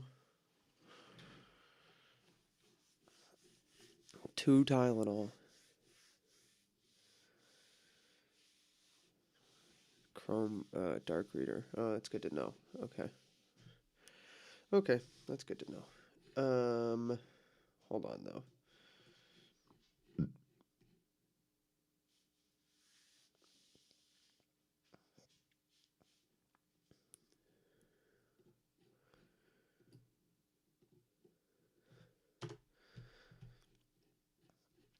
Oh, we're gonna watch this. I just came across this. This is totally not election, but we're gonna watch it anyway. And 1 point IQ is worth 1 year of education. I have basically. 2 freezers.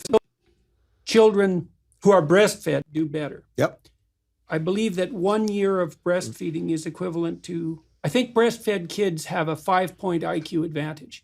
And 1 point IQ is worth 1 year of education. I have basically. 2 freezers in my garage, 2 industrial freezers full of breast milk. Because Right, that's right. Who, So- David so- has done all the research on this. Right. So Yep. another complication, but okay. And so, but roughly speaking, women tend to do the nurturing thing. Oh my gosh. This is why we lose elections, by the way, because we won't just tell this guy, no, you're a faggot who purchased children and killed a bunch in the process by destroying embryos. Like, you can't be a part of our party.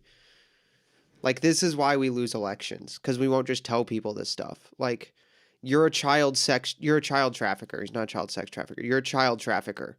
Like, you're a slave trader. You're a child trafficker. Like, you can't be a part of our party. Fuck off. This is why we lose elections.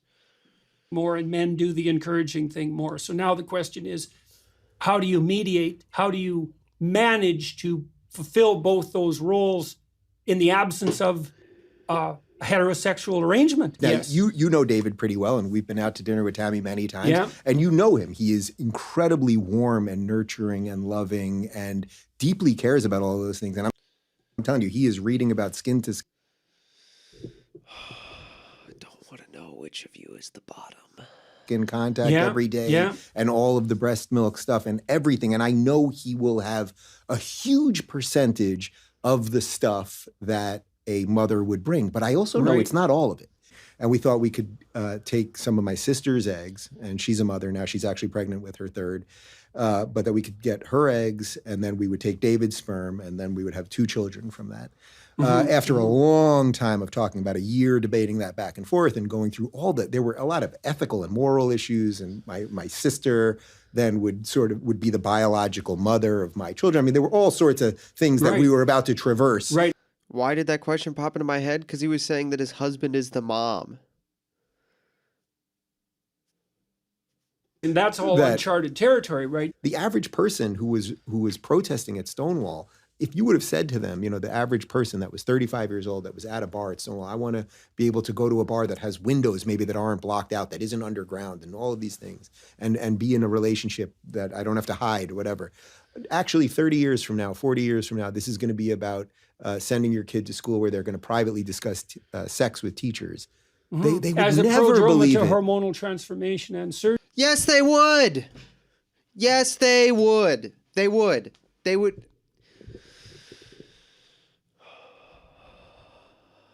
Surgery. That I think had the world not shifted to be a little bit kinder, had I not maybe been on tour with you and come to some of these realizations or found someone in the world that I wanted to put their needs above my own, that I could have been left to a life that would have been sort of purely narcissistic.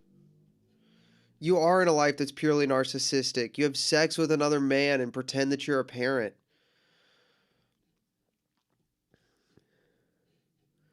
Oh, I forgot we had this on the screen and it just came back.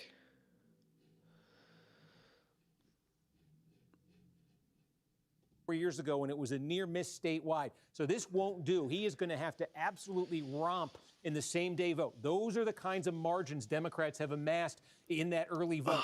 Just show you again, Hudson County, we do have some same day vote here. We started the night with this one, and we're watching this one because this has a very large Hispanic population, and Donald Trump did extremely and surprisingly well for a Republican in Hudson last year. The question was, could Citarelli tap into those gains Trump made with Hispanic voters? And again, the same day vote that's coming in here, it's a little bit better, a little bit less bad for Citarelli than that initial batch of early vote and mail vote was. But again, this is what Trump was able to pull off in Hudson County. This is what Citarelli is looking at right now. So he's got a mountain to climb in the same day vote. It's coming in awfully slowly, but trust me, when we start getting big batches of it, I'll scream. And I'm just going to check in here in New York City because I just want to tell you the way there it is. Man. It all comes in at once, and there it is. Okay, we just got more than a third of the vote. How about that for timing? How about that? We just got more than a third of the vote in. Now, what you're looking at, these are votes that were cast early, and this is vote that was cast by mail, stay with me here, and received by last Friday. So there is still more vote by mail that came in over the weekend. I'm sure there is. There's more vote by mail to be counted. All of the early vote that was cast in New York City, I heard so much about, was this a good demographic for Mamdani? Was it a good demographic for Cuomo? And you're getting a lot of the mail. And there it is for Mamdani, a 12-point advantage with that. So what's left now heavily is going to be the vote that was cast same day today. And we're seeing lots of reports of heavy turnout around New York City today. But this is very similar to what we were just talking about in Decision New desk Jersey, called the race for where Mamdani. the same day vote We'll doesn't have to be pro-Citarelli. It has to be really pro-Citarelli. The same day vote in New York City doesn't just have to be pro-Cuomo. It has to be really pro-Cuomo to overcome now a 12-point deficit here. Now, again, it is interesting. Staten Island's pretty Cuomo. One of the things that Cuomo needed, and this was the story at the 11th hour, was that Trump weighing in, saying, hey, you got to vote for Citarelli. The idea there was to marginalize the Republican candidate, Curtis Sliwa.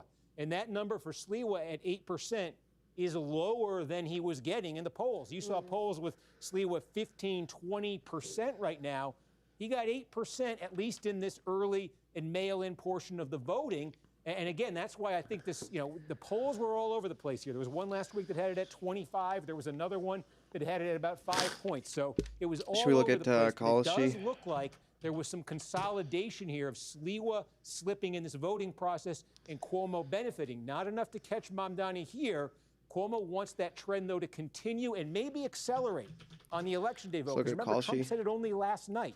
So does this Sliwa vote actually go down further on Election Day? Is there more consolidation in that vote? Would that provide an avenue for Cuomo to come back? But he's going to need a big, big election day. Steve, you talk about reports of gangbusters turnout in New York, and the Board of Elections has said they now have 2 million votes in the city, which is the most since 1969. Obviously, this is a super competitive general election mayoral race, but I wonder how you see that and how that would be a factor here. Well, no, and that's why I thought there was volatility. That was the word I kept using talking about this. When you saw polls at 5, it's over. You saw polls at 25. Popped.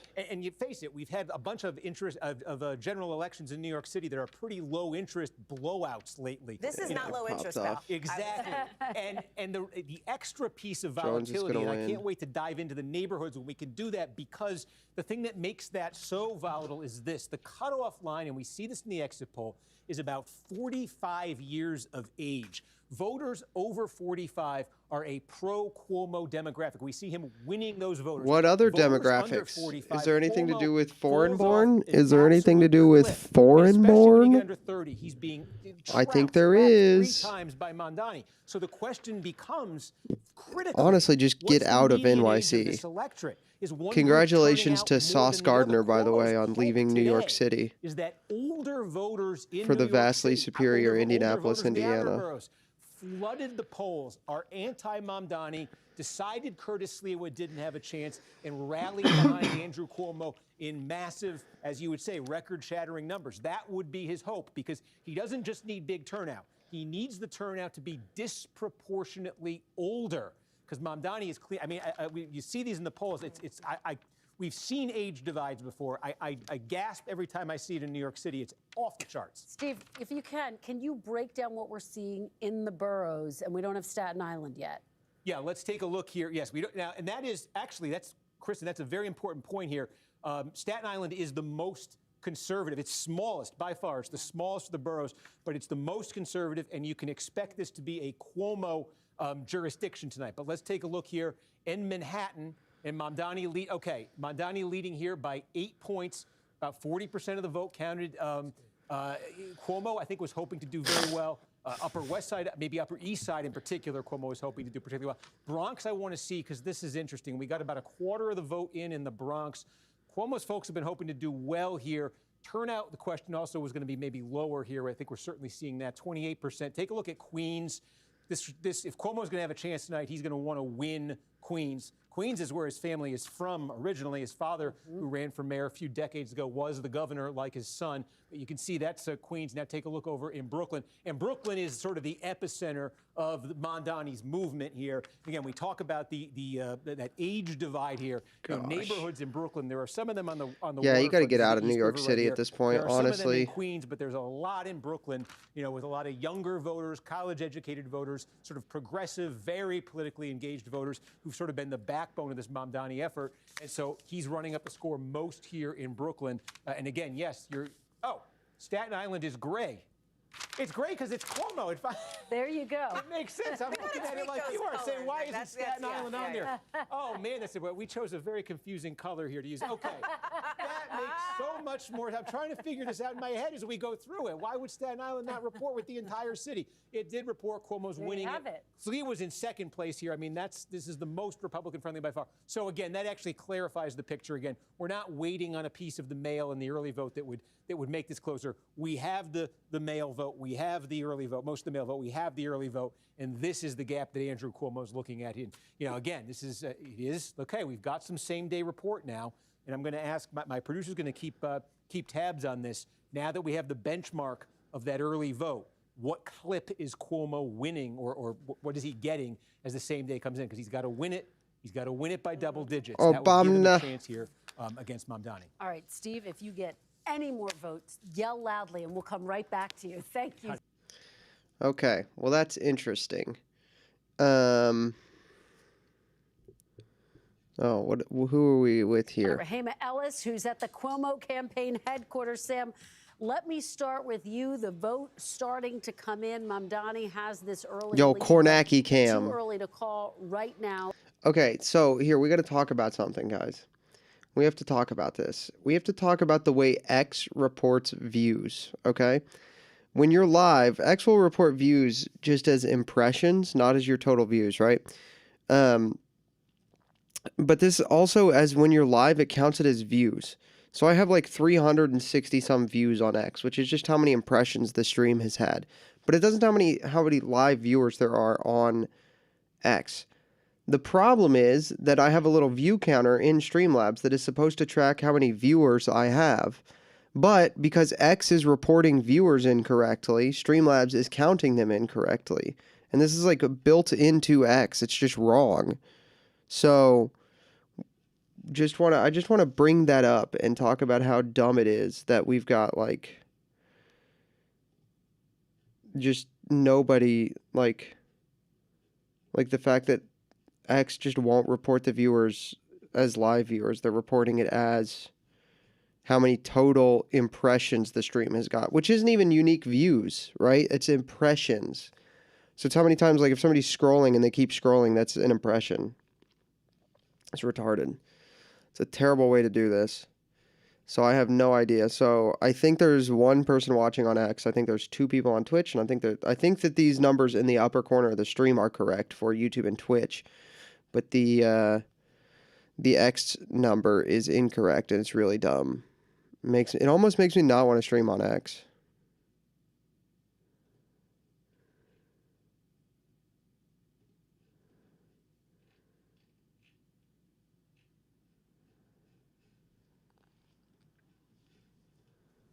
The mood at the campaign, how are they feeling, particularly given that President Trump had that? Housing and the cost of it is a major problem for them. That speaks directly. That's a great tie. Let's just be real about this. That is a great necktie. His dimple is placed perfectly. Wow. That's impressive. Just for the right to sell food. Talking to working class families really has keyed in on the idea that housing and healthcare is way too expensive. Childcare has been one of his big initiatives, universal childcare, which would cost, by the way, somewhere in the neighborhood of $6 billion. But for those worried that your taxes are going to go up and this is going to cause wealthy New Yorkers to just leave New York City as we know it, I think there's some important context. When do you to think they'll deliver. call it for To be able to Mamdani? generate that kind of money, Mr. Mamdani has talked about raising taxes Couple on hours. millionaires 2% and also making the New York City corporate tax rate match New Jersey's. That requires, Kristen, an action from the state legislature. He can't do it unilaterally. So it's really important as we have a conversation about what it means to be a democratic socialist wealth redistribution, even as we have conversations with folks who say they're just stunned by the level of discrepancy between the haves and the have-nots in New York City. And it's an issue that clearly has resonated with Americans across the country. Mamdani cannot come in assuming he wins on day one and just change the tax rates in New York City. It's impossible. I would also add to you, and you haven't really discussed it much tonight that I've heard so far, a big part of his appeal here in New York has been sort of the empathy he's described toward the Palestinian solidarity movement. You are talking about a city that has more than 1 million Muslims thereabout, about 1 million plus Jewish Americans. Yo, that is the too, right? fattest These are police massive officer I've ever envelopes seen in my life. Holy cow. You are talking Wow. That guy is huge. about a city that has more than 1 million Muslims thereabout, about 1 million plus Jewish Americans too, right? These are massive populations fractured on what's going on abroad. Mamdani has come in with extremely strong language toward Israel, calling what has been enacted there by the Israeli government genocide in his words, and refusing to acknowledge Israel as a Jewish state, which has been described as anti-Zionism. But he has also been extremely emphatic that he wants to combat anti-Semitism by any means necessary. This is such a delicate issue, and it really has permeated communities all over New York City. So I would say if the umbrella of his campaign is a... I do kind of hate that the font they use and the style is like way better than any political campaign in the country in a while. Like the bold offstanding letter.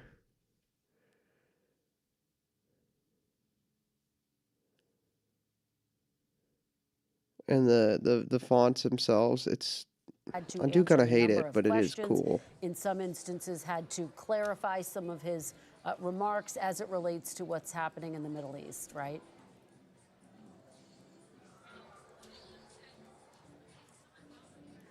I'm so sorry, Kristen. I think you're asking about clarifying remarks. It's been a little bit loud here. I will say that at one point, Mr. Mamdani received a lot of criticism for condoning use of the phrase globalize the intifada, which for many Jews is a Intifada. call to violence against the Jewish community.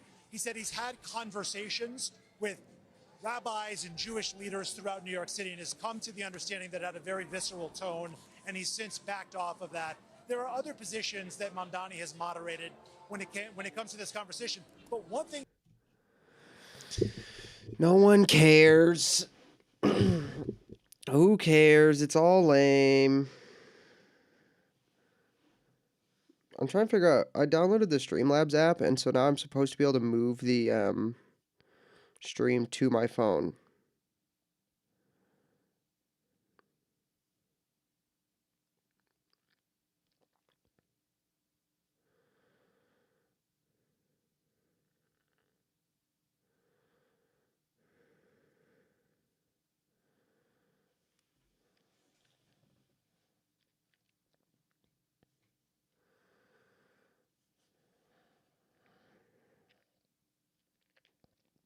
But I can't figure it out.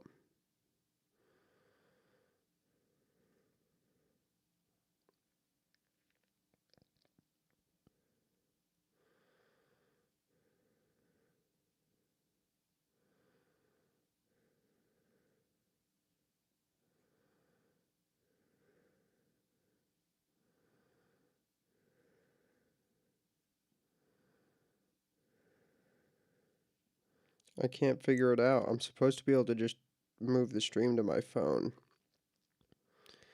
But I cannot figure it out.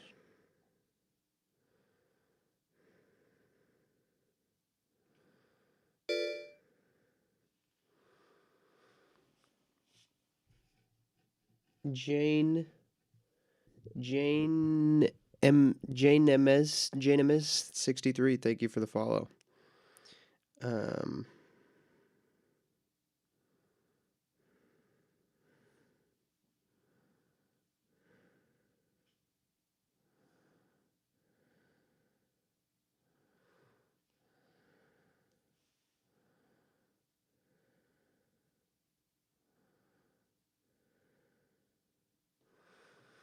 Janemus 63. Very cool. Thank you.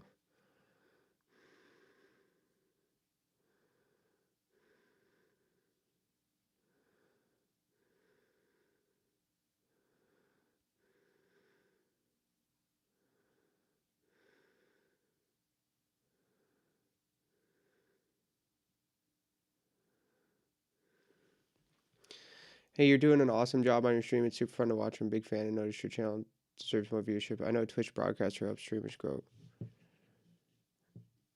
Oh, that's a Lay Epic bot. Lay Epic bot. Now I gotta go to Twitch. I don't have Twitch open. I have the chat open in Streamlabs, but I don't have the actual Twitch open. Twitch open. Oh, shoot. Now you can hear me.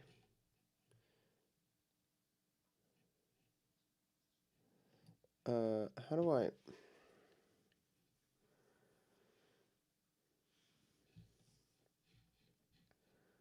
have to open the moderator view, don't I? Yep, that's what I gotta do.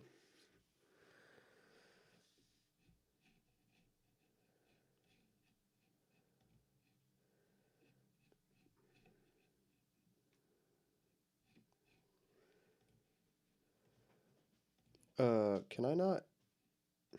How do I do this? There it is. Ban. There we go.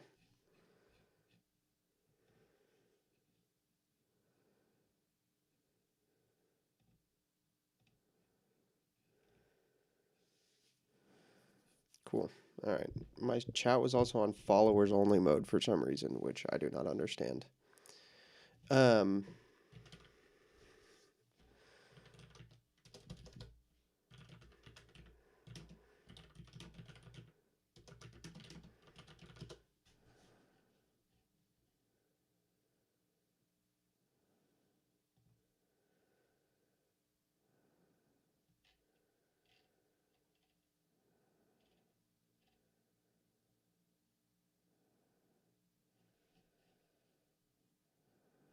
Do I have to enable it when I click go live? That's what I have to do? That's dumb.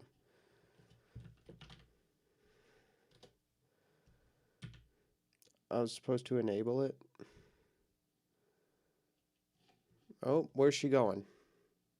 Here's a news flash, some hot breaking news. New York City can be expensive, right? Everybody knows that. Voters know that. And when you look at the biggest issue in New York, it was cost of living, and it wasn't even close. Cost of living by a mile. Look at that. 55% of voters in New York City said that was the most important issue to them.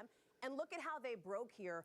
It may not surprise you, given what Steve is seeing on the big board with Zohran Mamdani. They broke for him, right, by a margin of something like 59, 60%. We're going to show that here next. And so this is an indication that this affordability message that Mamdani was laser focused on, we heard him talk about again and again. Yeah, I just don't care.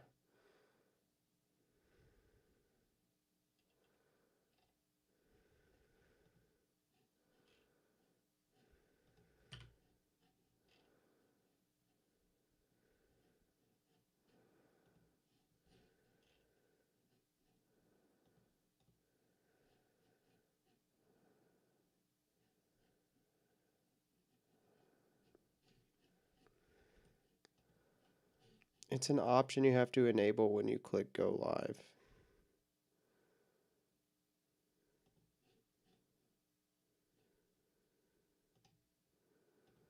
That's dumb.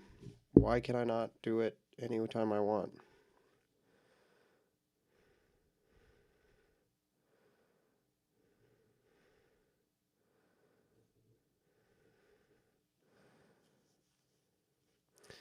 That's stupid.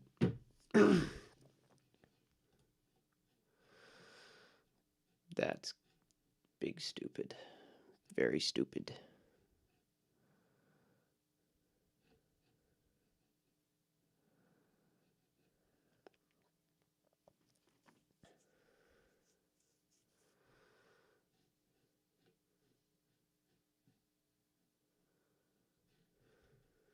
Of course, has been such a big part of every election that we've covered practically for the past decade. So that's a very. We're about to get results on New Jersey. Because speaking of, you are getting more vote coming into New York. What can you tell us? Yeah, And New York Jersey. and New Jersey. We got a lot of flying here at once, but we've been saying New Jersey. Look, the story is Chitterelli needs to have this huge same day. So we're getting close now to complete in some counties, and I want to show you Monmouth County. We just set this one up a few minutes ago. This is a big county, and this should be a core Republican county. Now, 90% of the vote is in. Jack Chitterelli is going to win Monmouth County. Yeah, he didn't win it by enough. Okay, and we do have NBC News can project now that Mikey Sherrill is the projected winner of New Jersey. Her name is Governor-elect Mikey? Of New Jersey, Mikey Sherrill, who ran on a message of affordability of the economy, promising to lower property taxes against Jack Chitterelli. This is his third time running for governor. He was endorsed by President Trump, but in this case, it did not make enough of a difference. Steve Kornacki, let me go back to you very quickly before I go to the panel. What are you seeing? How Gross. did Mikey Sherrill pull off this Well, win? Yeah, look, it's another L. Democrats that were excited about how they did in the early voting, and that certainly Take held the up. L. And, you know, again, the same day is just, I was put this up a minute ago, but at 9 points, you know, Republicans want this to be a 20-point county, maybe even more than a 20-point county. So Sherrill certainly doing well relative for how you'd expect Democrats to do here. You know, we just, Bergen County, we're still waiting a bit on. But she is overperforming everywhere that we've got results. Okay, Gloucester County, this is another one. We said Hassan is IRL streaming in New York continues to City. lead in Gloucester Do County. we want Yeah, to more than watch it? 80% of the vote is in Gloucester County.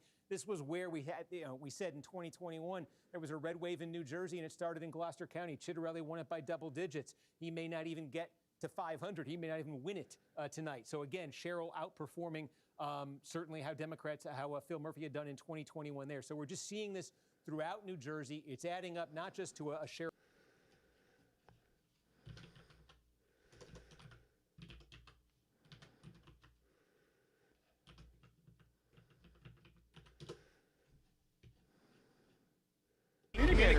I think the unfortunate reality. Trump is much more.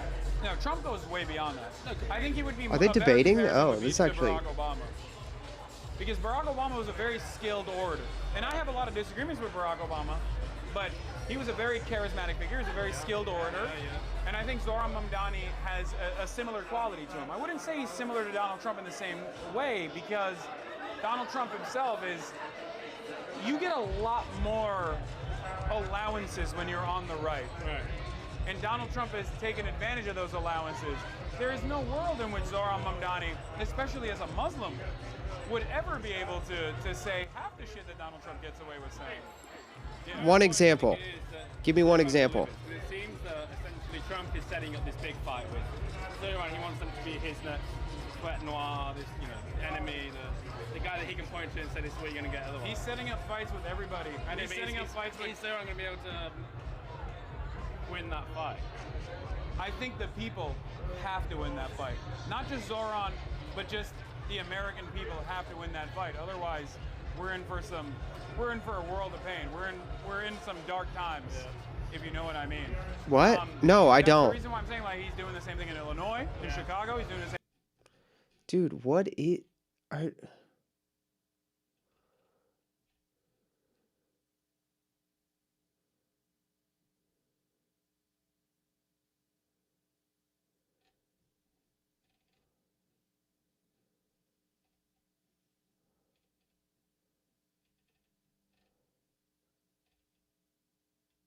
Dude, his chat is just dumb. I get nervous watching a right-winger trying to capture a serious interview at the bar while Hassan is tipsy. The guy just said that Muslims can't get away with saying as much. He's not a right-winger. All right, well, that's enough of that. Those people are stupid. Win. It's added to what looks Back like to a very Steve. Solid Sherrill win here on top of what we saw out of Virginia for Abigail Spanberger there. And I just wanted to go over to New York City because, again, this is where things are. Yeah, we do need to get If I'm a little check on discombobulated, it's because Hassan's I'm trying dog. to juggle what's happening here right now. Now, look how quick this has happened. Remember, we got the early vote in New York City, and that took us to just under 40%. This is same-day vote that's come in since then. It's taken it up to 60% of the vote. Oof. Now, remember, Cuomo trailed Wait, by is about that- 12 points in that early vote. You can He see might that catch margin up. has come down. it's down to 8 points here. So we said Cuomo needs to have a big when they count up the vote that was cast today, which is what they're doing right now. He's which is catching what up. Most of this remaining vote is he's got to do big. Dude, As if the this number's been this is jumping gonna be around, we're great. keeping a close eye on it. Right before I came on, the most recent number we had was Cuomo was winning the same day vote, 46 to 45%. Now, if he's going to actually catch Mamdani, it's got to be a bigger spread than that. It's probably got to be about an 8-10 point spread for Cuomo. So he's not currently trending. Dude, at the level he 8 needs points. To. He'd have to pick that up, but it is enough here for him to pull Yeah, up within 8 points. Sliwa literally got this Sliwa, communist we talked elected. about those voters kind of abandoning him for Cuomo. Clearly, Not enough of them. here in New York City. Okay, well, it's Not enough of them. Look, Sliwa literally lost this election.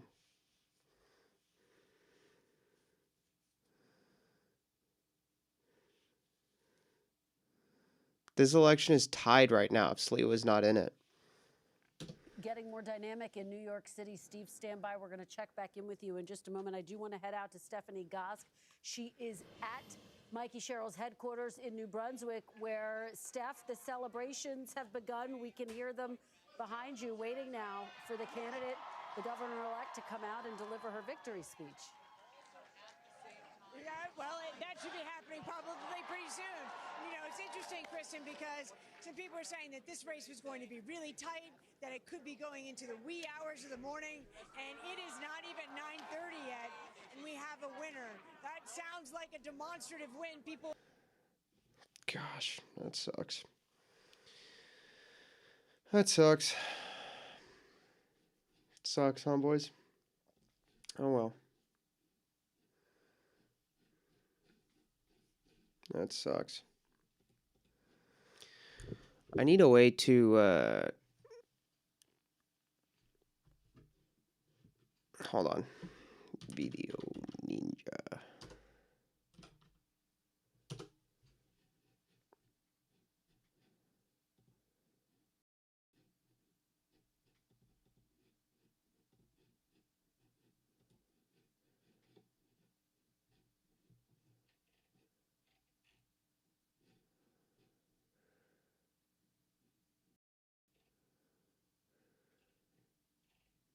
Bum bum bum.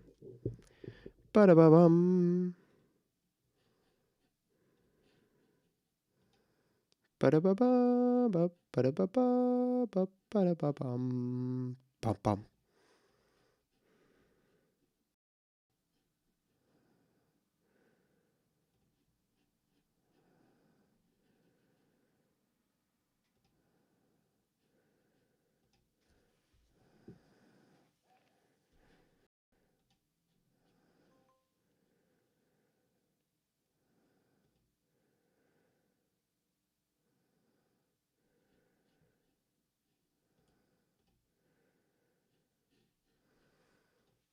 Yep, Mom Donnie won. Governor Cuomo was beaten there and then ran as an independent, and now he has declared victory once again. Steve, take us to the big board. How did he pull this off? How did he pull off what is going to be an historic win? Yeah, well, it's probably going to be closer, too, than his primary win. That was a 12-point margin he had in the primary. I mean, clearly, instead the polls were all over the place, but the polls that showed the closest margin here ended up being the accurate ones here, in part because that Curtis Sliwa vote, that is, 10 points, maybe 15 points lower than he was at in some of the polls, and it just looks like it really did consolidate behind Andrew Cuomo. One thing to look at as the vote continues to come in is, will Mamdani end up clearing 50%? Will he be able to say he got a majority? Now, in terms of where the remaining vote is coming in, the one thing Mamdani, besides the fact that he just won the race, if he wants to crack 50, the one thing he has going in his favor is Mamdani won. There's a little more vote to come out of Brooklyn than the other boroughs, just in terms of the proportion of it, and that is Mamdani's best part of the city right now. And where there is the least amount of vote to come in is Staten Island, and that is obviously Mamdani's worst part of the city. So the opportunity is there for. Do you have? I think we should just. I think picking is the best because ranked choice is dumb, because you don't have to pick everybody. So like, in a two-party system, it's just gonna be. Like, all that's gonna happen is you're just gonna like. Pick your one guy and not pick the other guy. It's like it's not gonna happen.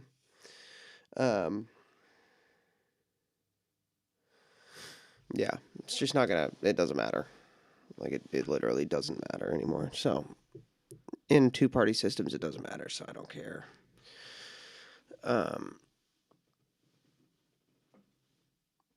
I mean, democracy is even faker in the parliamentary systems with more parties. You know, like Germany just kills the opposing politicians. Like they just kill AfD. So, like it doesn't matter, dude. Now, and just one final point as we watch the final results come in with Cuomo losing. Probably going to be a lot of talk that this is the end of that Cuomo dynasty. That goes back decades, I should say, with his father. His father, almost 50 years ago, ran for mayor of New York City, lost the Democratic primary, continued his candidacy as a third-party candidate in the general election, just like his son. And Mario Cuomo lost that election to Ed Koch, 50 to 41%. And that might be exactly where this thing lands tonight. Unbelievable. Well, they do say history repeats itself. Thank you, Steve. Keep us posted. We're going to come back to you with any other big Steve, are you wearing updates, tennis but shoes, my this guy? is fascinating. Steve's wearing tennis shoes.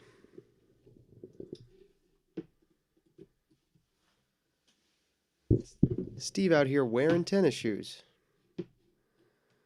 Is it possible to remove a two-party system, or is it too set to do otherwise? I mean, yeah, of course it's theoretically possible to remove a two-party, like to change the system, but like, it's not going to happen.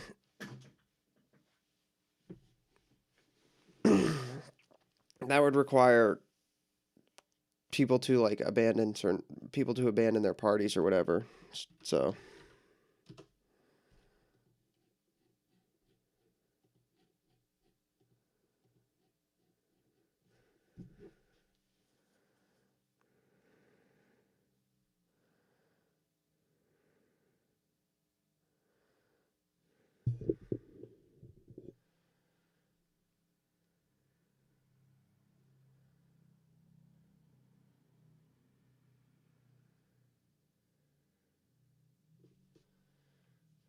Hold on, just a sec, guys.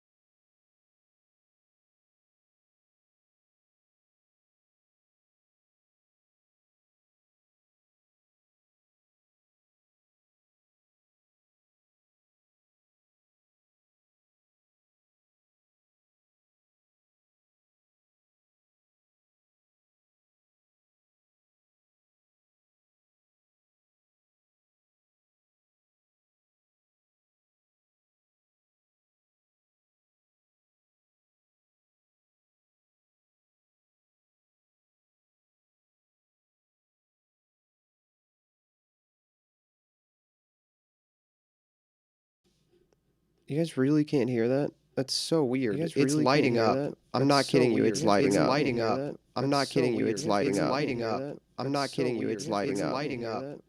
Yeah, I know. There's an echo now.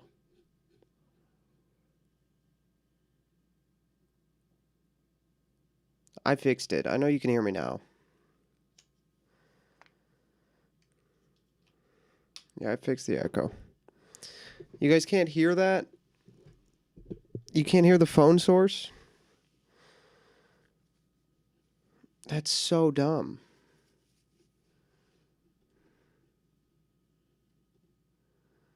It's literally, I'm not joking with you, like it's showing up on my audio levels on Streamlabs.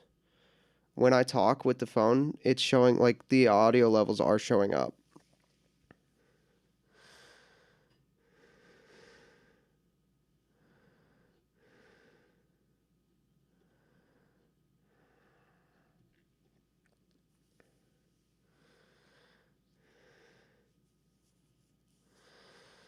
That's so dumb. Well,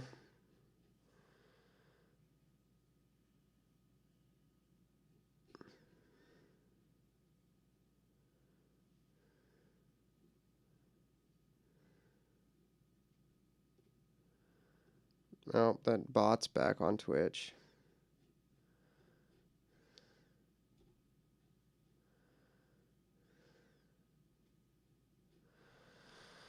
Well, that sucks. I wanted to go smoke. Fuck. Jay Jones by won. Abigail Spanberger may have pulled him over the finish line in this race because there was a lot of consternation within the Democratic Party about his campaign, and yet There was no Jay consternation in Jones the is now Democratic Party about his projected campaign. That's a winner, the lie. Attorney General-elect of Virginia. Hogan, let me go to you very quickly. The bottom line, this is a big night for Democrats across the board. President Trump, if we could go back to New York for a second, again, he's prepared to say that the entire Democratic Party is now represented by Zoran Mamdani, who's a Democratic socialist, but as you know, President Trump calls him a communist, even though he is not and says he's not. Yes. Yeah, it's a big night. But again, as I've said at the outset of these elections, these are Democrat states electing Democrat people to be their Democrat representatives in the Democrat-controlled government. This isn't necessarily news, although I think there's some really telling pieces of interesting information tonight. 51% He's a of the communist. people in Virginia just said they want someone to be their attorney general, the top law enforcement official, who said he wanted the Speaker of the House in Virginia to be murdered and Republican children to be murdered. Let that sink in about just how dark of a landscape that Get 'em. paints, number one. Number two, undoubtedly, I think this night shows that the Democrat Party is All right, now all the right, party all of right. We can Mamdani. pause. We can pause here, so we can play a little. We can do this. All right. In the chat right now, I want you to type either a 1, a 2, or a 3. Are we going to get Nick Fuentes? Is the response to the Republican children thing? Are we going to get very fine people? Right, the very fine people lie. Are they going to say the very fine people lie? Are they going to bring up Nick Fuentes, or are they going to bring up some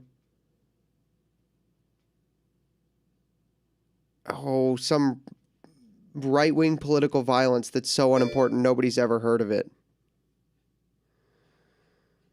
Prestige Crawler, thank you for the follow.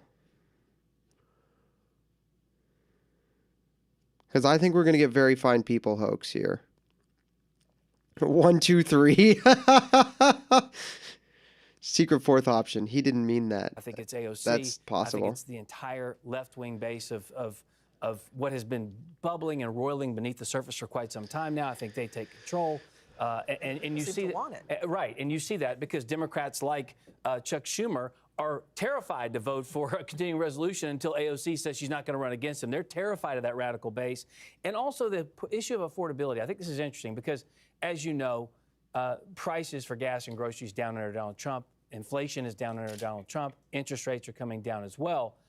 The affordability issue is important in these states. New York and New Jersey have some of the highest state taxes on the planet.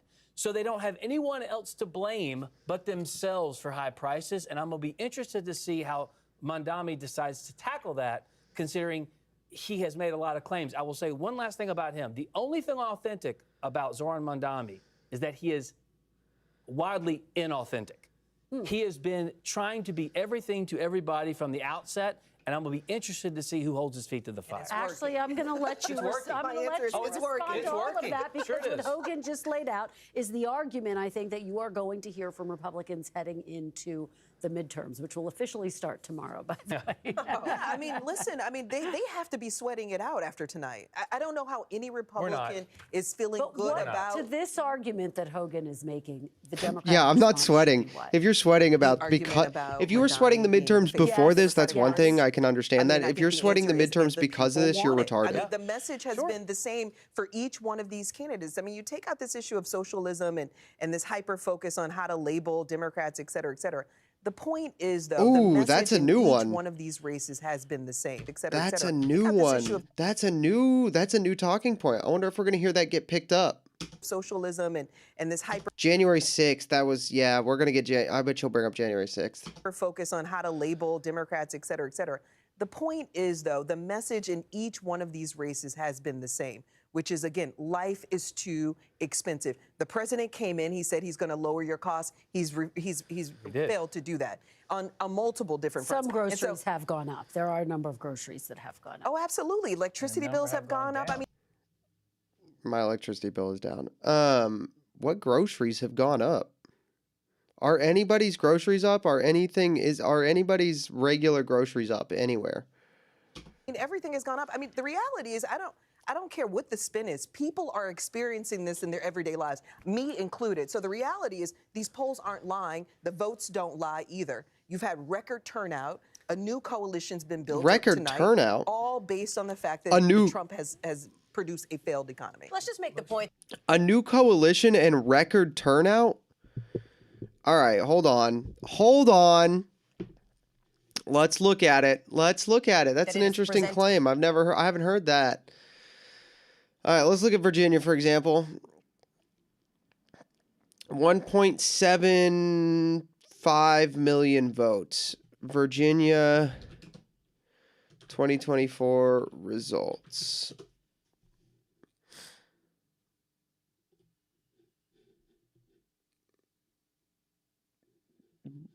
Not record. Not even close. New Jersey governor. New Jersey 2024 results.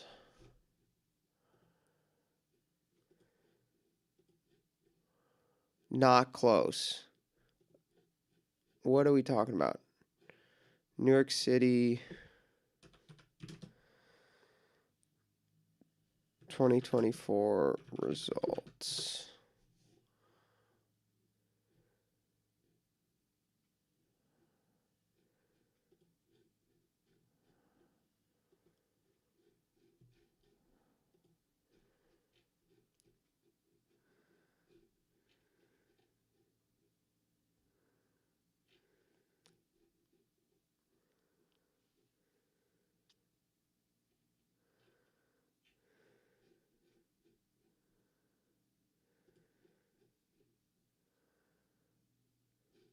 All right, here we go. Total 1.9 million to 800,000.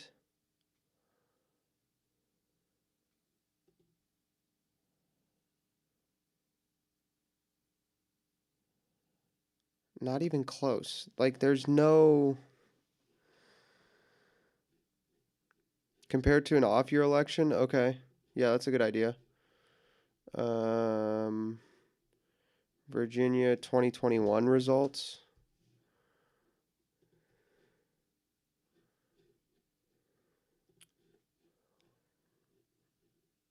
I mean, 85% of the votes are in, right? So, here, let's do this.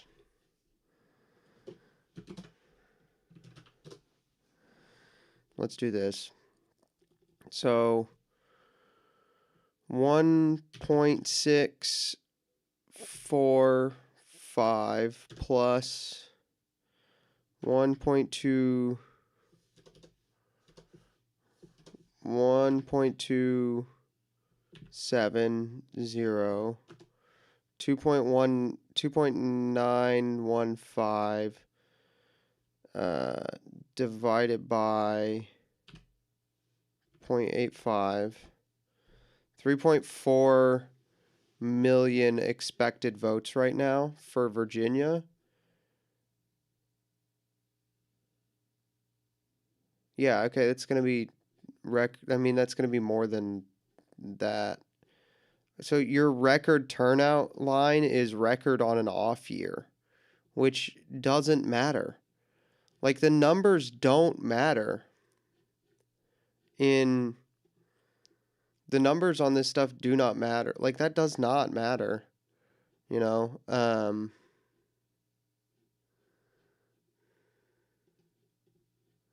Like, the off-year election turnout numbers could not matter any less. It's pointless.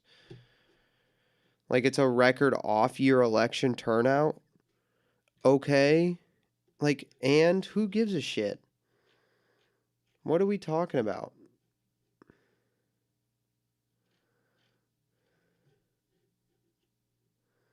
Like, what are we even on? What are we smoking? Doesn't matter. Up on the big screens, and he was talking, the entire room that's filled with people, they booed in disagreement with Sliwa and even the fact that he was on that screen. And then there was a moment when the numbers came in about how Cuomo was doing in terms of New York City, and it looked like he was up. A roar of cheer went up in this room. They were hopeful. Their expectations was that maybe he could pull it out. As a former governor of New York said that he thought that the polls were closing. And one of the things that may have prevented him is that Curtis Sliwa did not drop out, as Eric Adams did in terms of mayor, and endorse him.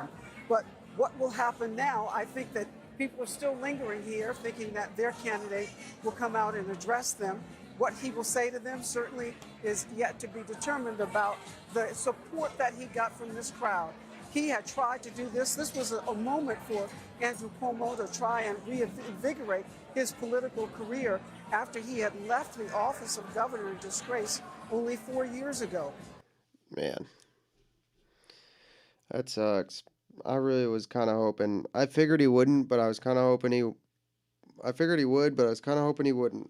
Then Mamdani, I was really hoping Mamdani wouldn't win. I figured he would, but I was holding out hope. Yeah, the new coalition thing is retarded too. Like, Trump, like, you're not going to beat the Trump coalition. The Trump coalition from 2024 is like, yeah, good luck when J.D. Vance is in charge of that coalition. Like, just give up now.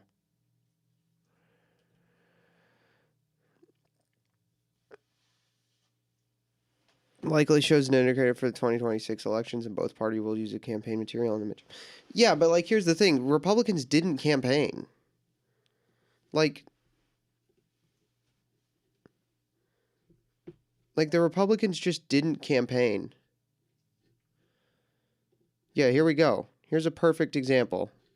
Look, I just opened Twitter to, like, look up proof, to, like, show you guys proof of this, but, like, here you go. Look. Oren's correct about this. While conservatives were opening fire on each other over group chats and interviewing Democrats in interviews, Democrats were turning out to elect a man who was literally wishing death on your children. Democrats are a real political party. The GOP is a set of beautiful losers. He's objectively correct about this. Like, we didn't campaign.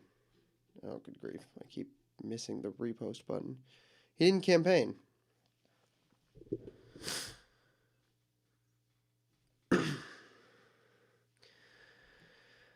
I'm going to say a thing about the pro-life amendment. The pro-life amendments are going to continue losing until we get good at actually campaigning them. Because just saying, like, everybody already has a formed opinion on abortion. You can't change people's mind on abortion through political campaigning. Allowing it to be an amendment or a voting, like, proposition is just It's a losing strategy. You're not going to win it. Yeah, you didn't even know about these other elections. I thought they were just... Yeah, Jay Jones said he wanted the Republican speakers, the Speaker of Virginia's House children to die in her arms. Like, he said that. What are we doing? Why are we not talking about this stuff? Like, we all just let it slip. You know, it's just... What are you talking? Why is X showing me like the who should I follow shit?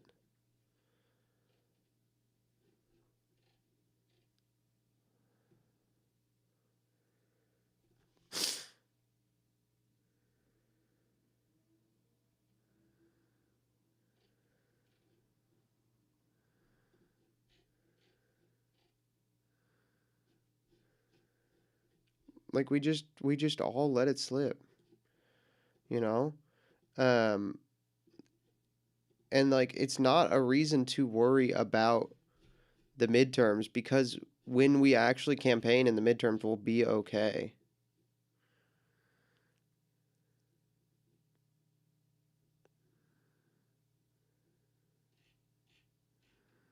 You know, like if we actually like campaign in the midterms we'll be okay. But abortion is a losing issue.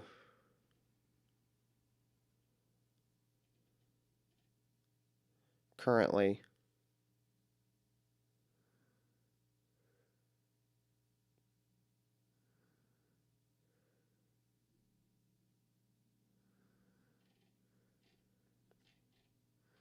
If only there was some grassroots advocacy groups who could work on changing hearts and minds.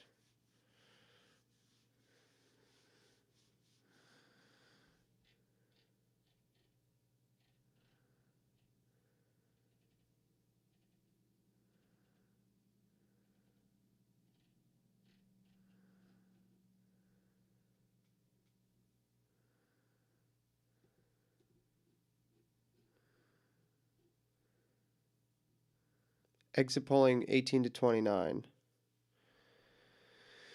Virginia, Mikey Sherrill, these are all Democrats, dude.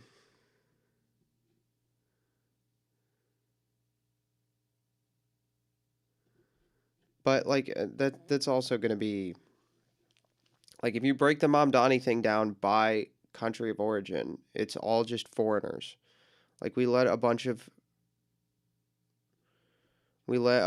like foreigners who hate us into our country, and then we're like sitting around shocked that they vote for people who hate us. Like, oh.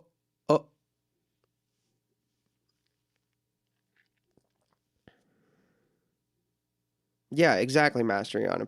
Abortion voting doesn't work because people who think that abortion vote on what they think it is rather than what it actually is. People who want safe, legal, and rare will always vote with abortion until birth. Yeah, because they see the alternative as none of it, and they like don't have the mental capacity to understand that of like the actual evil of what abortion is. Like they're not mentally capable of understanding just how evil abortion is. Like it's just the case, right? You know, they're just not mentally capable.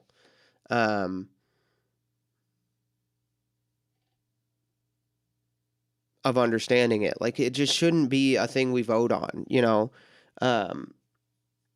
And it also just is a losing issue, right? And this is why the Republicans took it out of the platform in 2024, because they knew this. Like if they had made abortion a core key platform issue, they wouldn't have done as well as they did. And they couldn't have started making positive moves towards like fixing other problems that cause the abortion problem. For example, immigration causes the abortion problem in this country, right? Not because like immigrants commit more abortions, but because immigrants vote for the party of abortion. Like 30+%. Like I'm not exaggerating. It's like plus 30. Pew Research, right? Look, I'm pretty sure I have. Let me find this study. I think I have this study in my notes. I can pull this Pew Research study. Pew.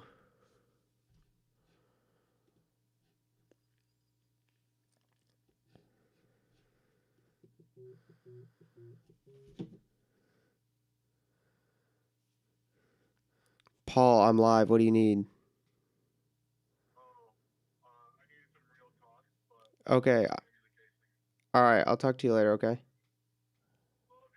Love you too, buddy.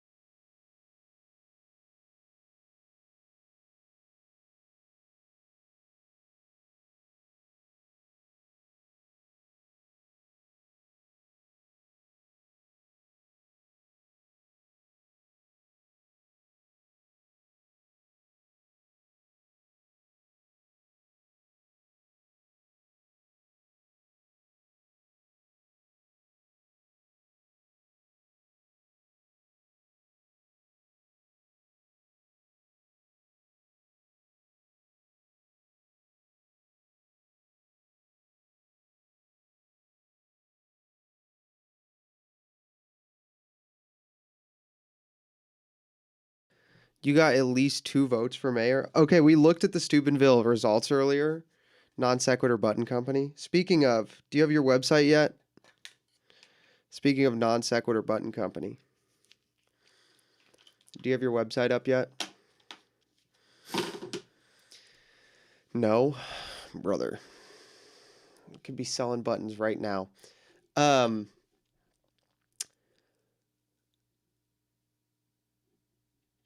Okay, look. Where is it?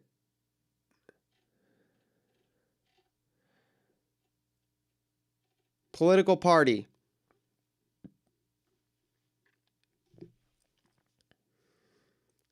Yeah, they didn't vote, Master Eon. Look, you want to see? Look, I'll pull it up again. All right. I'll pull it up again. I'll show it to you. I'll show you the results. Yeah, but they won't, like, they need to register in Steubenville. Like, we want them to register in Steubenville. This is the ward of city council that the students are in, that Franciscan students are in, that they should be voting in, right? And, oh, these results are still coming in. These have changed. These have changed. These have changed since we checked them last. But still, look. Right? Like, look at this. Look at this, like 109 votes for the guy we wanted to win this, you know.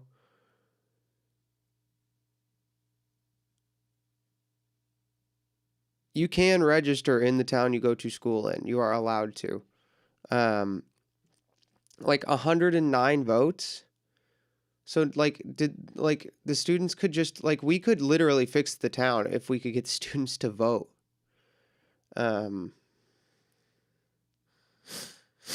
Who got 40 votes off of a write-in against Tracy McMahon? Yeah, we could win the mayor. Like, we could win a mayor race. Like, Ralph Pietrella is running unopposed because Kimberly Hahn lost the primary. But look at how many votes he's getting running unopposed, right? Like,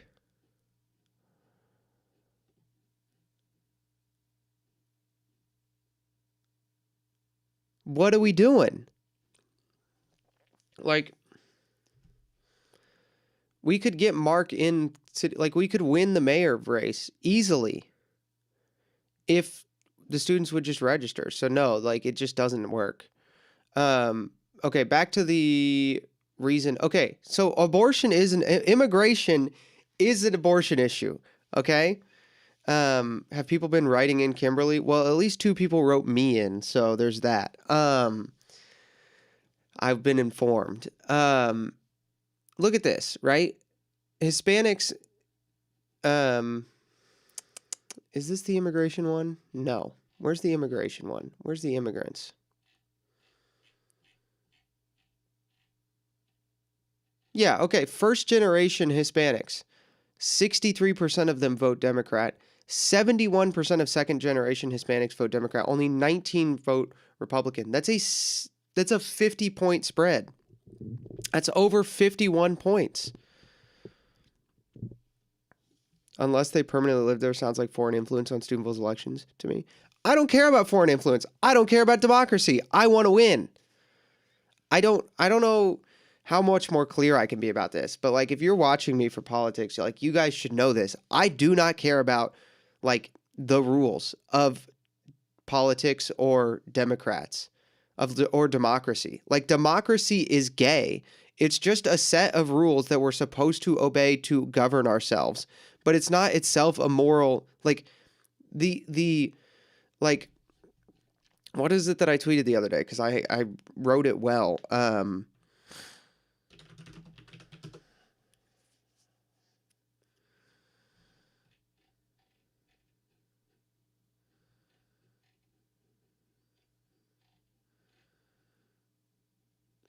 The rules and norms of your country are not moral laws. And if they get in the way of moral laws and enforcing the natural law and protecting people and the common good, then they should be done away with. You should ignore them. Yeah. Like it's a moral imperative to save children. If I could flip a switch and we would cheat every election for the rest of my life and win it, but abortion would stop, I would flip the switch. I do not care about democracy. I have zero allegiance to democracy. I have allegiance to moral principles, God, and the Church of Jesus Christ, the Roman Catholic Church. Those are my allegiances. Everything else, fuck it. I do not care. Like the Constitution, if I could flip a switch that would burn the Constitution but stop abortion, I would do it.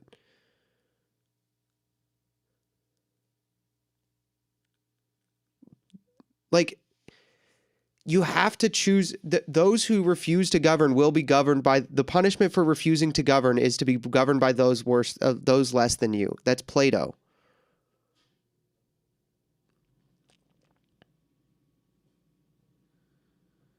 Yeah, you don't want to be a legal positivist where you're following the rules for the sake of the rules. Like, the rules and the law have nothing to do with morality. Fuck them. They don't matter. We should disobey the rules and the laws if they stand in the way of the common good.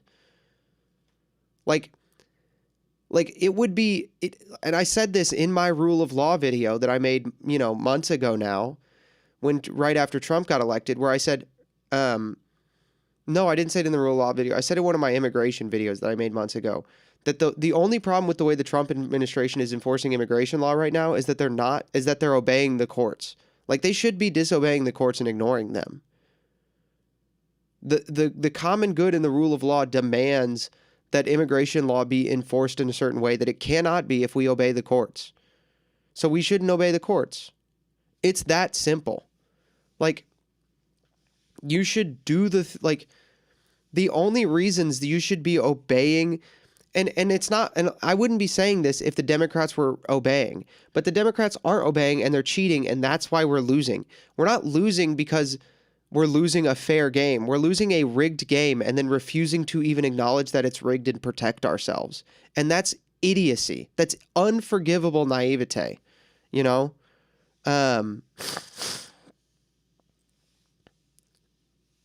Yeah, it's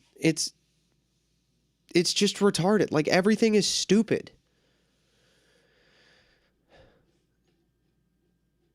Like, you cannot have a country if you're going to import infinite foreigners and then let them vote for things that kill the country.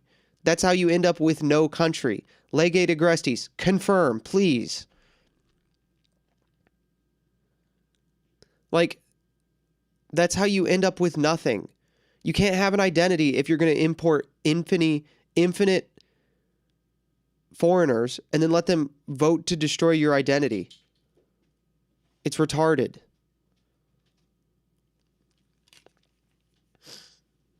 Anybody who says otherwise is an idiot.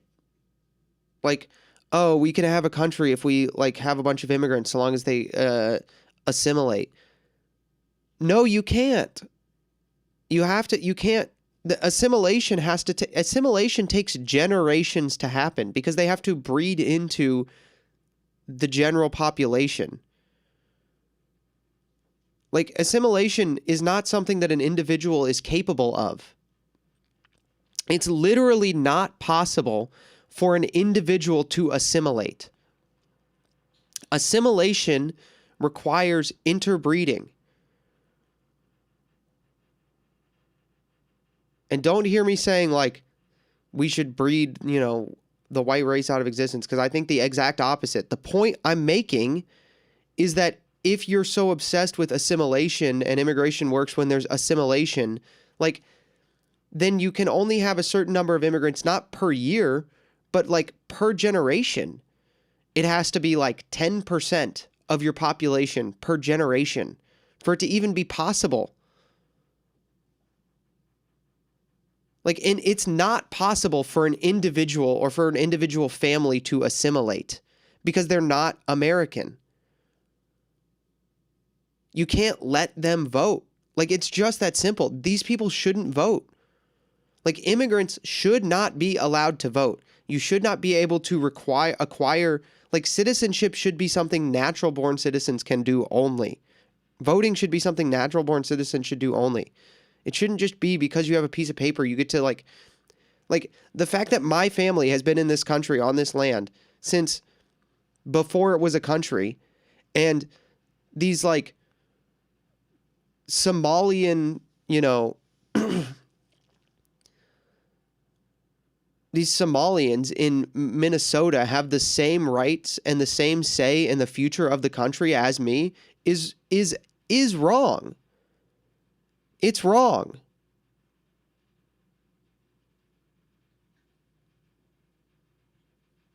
$10% is generous? That was the point I'm making. Yeah, 10% per generation is generous.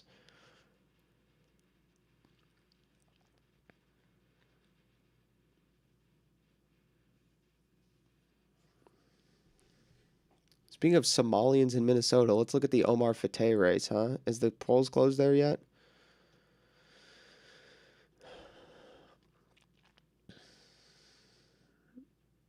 Hey, that's good. Omar Fateh is not winning. That's good. We do like that.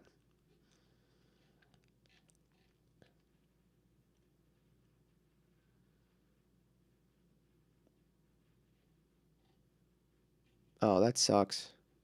Corey Bowman is JD's brother.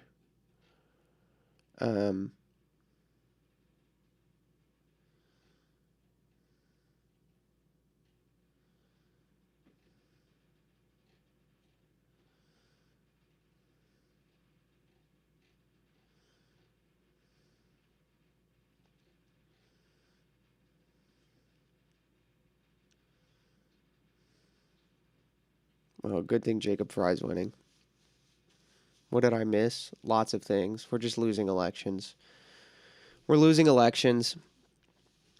Jacob Fry's winning in Minneapolis, which sucks because Jacob Fry sucks. He's a terrible person, but at least it's not the Somalian who said he was, like, going to represent Somalia. That's good.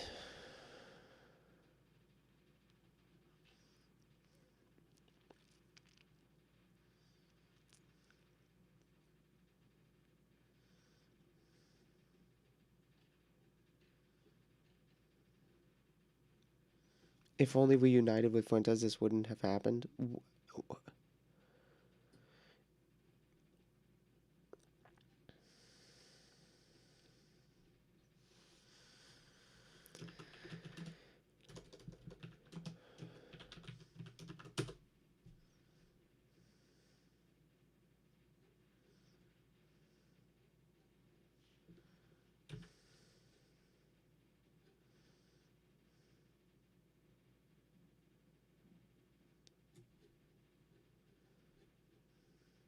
His first tweet about this election race is today. Like, I'm not kidding you. His first tweet about the race is literally today, and he's acting like he's not the problem.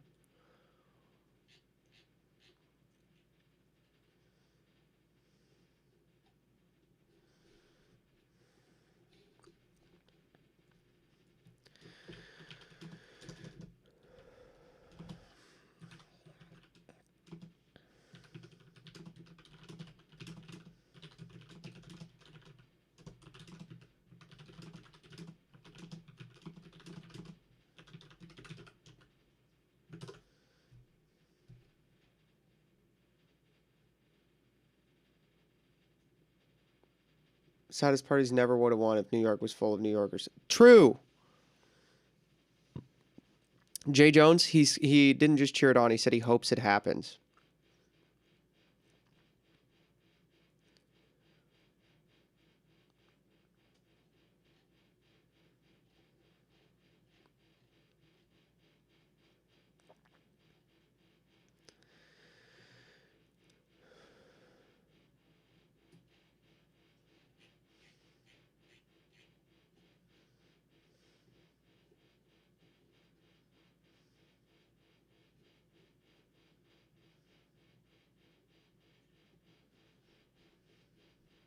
Cost of living messages were effective, then perhaps President Trump would need to think about pivoting how he is talking about the economy, would need to be pivoting his own messaging on the economy. And I wonder, do you agree with that? Do you think this is something that the White House step should in take a here look at? for a sec? I have some reporting from a couple days ago that I reported, talking to someone close to the White House, that the White House is planning to repivot on the economy toward the end of the year, beginning of the year, really focusing on these cost issues.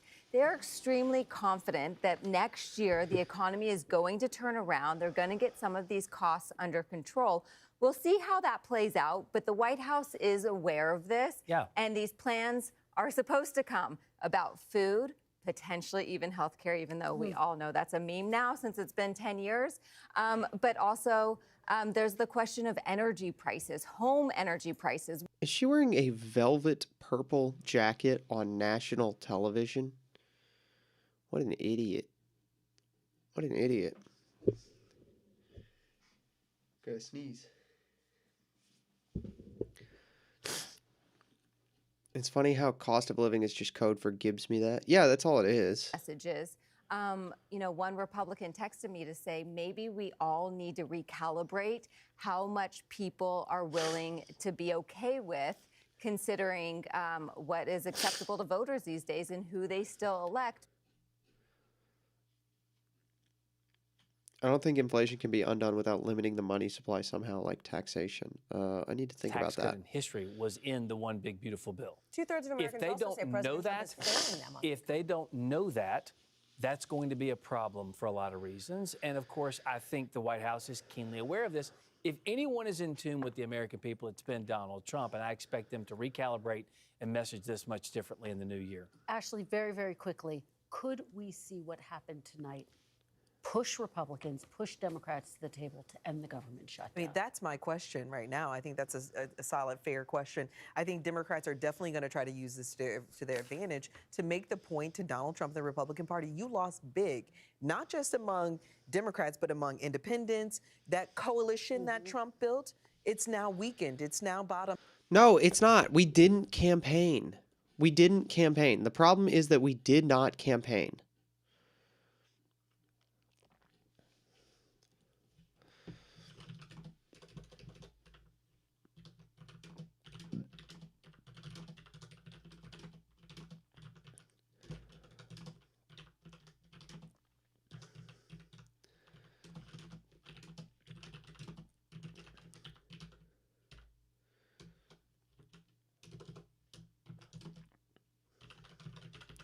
Literally didn't campaign.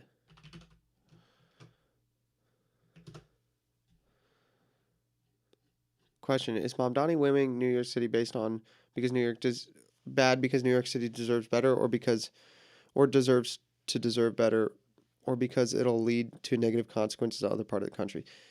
It's bad because it's proof that, like, I don't know if you were here, Master Eon. Mamdani polling foreign born. It's bad because Mamdani, it's bad because it's proof that in the major cities in this country, in our like cultural centers, our major cities, that foreigners are deciding who is in charge.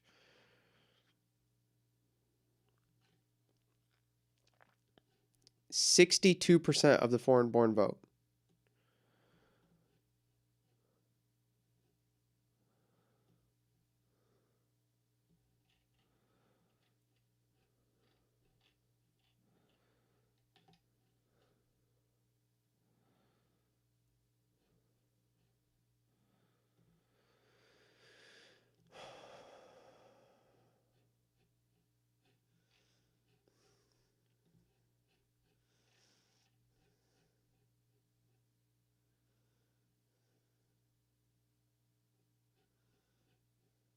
Between Sliwa and Cuomo, 65% of native-born respondents.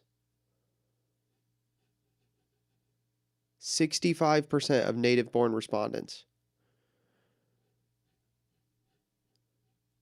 That's bad. It's bad because it's proof that foreigners are ruling over us. We're being ruled by foreigners.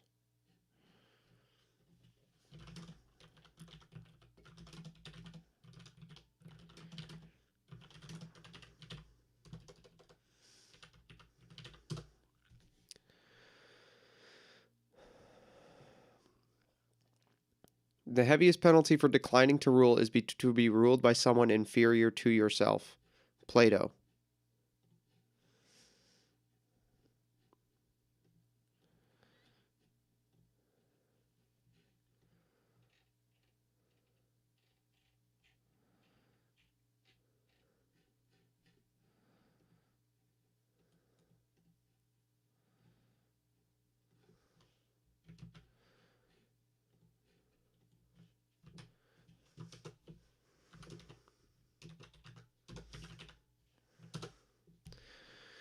You'd think the Republican establishment would at least recognize that native-borns vote for them and makes their complicitness even worse because they literally doesn't help them at all.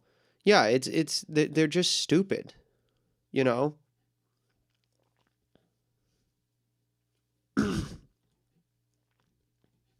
Like, we lost because we didn't campaign. We were too busy, like, arguing with each other on whether or not you have to love Israel.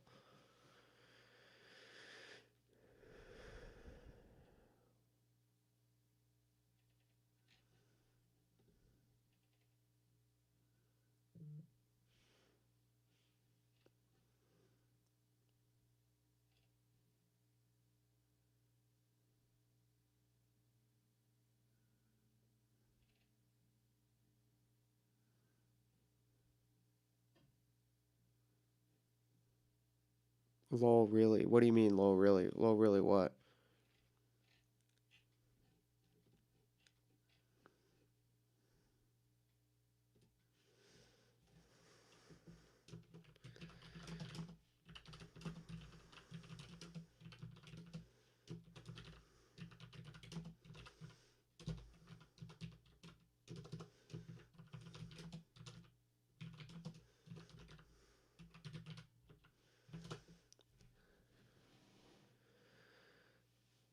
I haven't been paying attention to politics. Didn't know the right was arguing about that. That's literally like, yeah, they have actually. You want to like, here, let's watch a video. Let's watch this video, okay? Because there's a really great video about this. I saw this video today. I saw clips from it on Twitter, so I went to watch it. It's very good. Look, we have to be honest with ourselves. This could have been way worse for the right if we didn't spend a week talking about random group chat. This could have been way better if we didn't do that. Like, the fact that we spent a week talking about that group chat is the reason we lost. We spent the energy on that instead of on Jay Jones. Republican Jewish Coalition Conference happened this weekend, and watching all of those speeches literally made me feel like we are living in the middle of a sitcom. But it's worse. It shouldn't be funny. It's not funny because these Republicans are using the exact same tactics that the left has been using against us for years. And they believe that they are saving conservatism, and they're worried about what they perceive as radical, dangerous ideas taking over conservatism in our political party. But it really just seems to me like they are deepening the divide on the right as they ignore the obvious shift in ideology and attitudes of their base. Because you can scream all you want about Tucker Carlson, but you will never attack him into irrelevance. In fact, by doing so, you might just make people love him more. So hello from New York, everyone. This is as we speak, because it is Tuesday. So if you have not read a view of the Coalition event. But first, I wanted you guys to hear that message of unity because that is important. So go vote, do your civic duty. You can elect all the Republican presidents you want, but if you want change in your community, in your city, you need to go out and vote. All right, moving on from that, let's dive into this, because this event that happened last weekend, it very quickly just became the anti-Tucker Carlson conference. I mean, look at these signs that they had printed out that attendees were holding up in Tucker is not MAGA. front of the stage. They say, Tucker is not MAGA. These were the people walking around the event, standing in front of the speakers, holding up these signs. But it didn't just stop with the signs. Basically, every single speaker that got up on stage either directly called out Tucker Carlson or alluded to his impact in the conservative movement. And one of the loudest voices was Mark Levin, who decided that actually he's changed his mind. And when it comes to Tucker Carlson, he does like cancel culture. Let's just take a watch. Hitler admirers, Stalin admirers, Jew haters, American haters, Churchill haters. You're damn right we're going to cancel them and deplatform them. It's called the market system. They don't have a lifetime job like a bureaucrat who we're going to protect. And if they're your friend, there's something wrong with you. She's gonna point this out, but okay. No Hitler admirer, Holocaust denier, platformer should be anybody's friend, as a matter of fact. You don't get to wrap your psychotic, mental, unhinged, Nazi, Klan, jihadist bullshit around American patriotism. You don't get to claim you're MAGA and America first when you're lining up with the Marxists and the Islamists and Hamas and the terrorists. That's not America first. That's sick. Okay, so as a reminder, this event happened, all of these speeches. Like, what are we doing? What are we doing? I mean, we don't have to watch the rest of this. I think you guys understand. You guys can see that clip and understand what's happening. Like, they had this big conference and they just talked about how angry they were at Tucker instead of like spending energy campaigning. Like, we lost the race because we wouldn't campaign.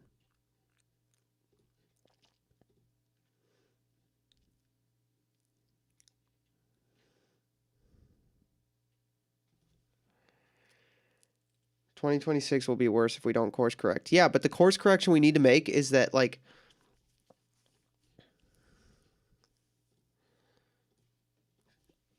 yes. And the correction that needs to be made is to stop infighting during campaign season.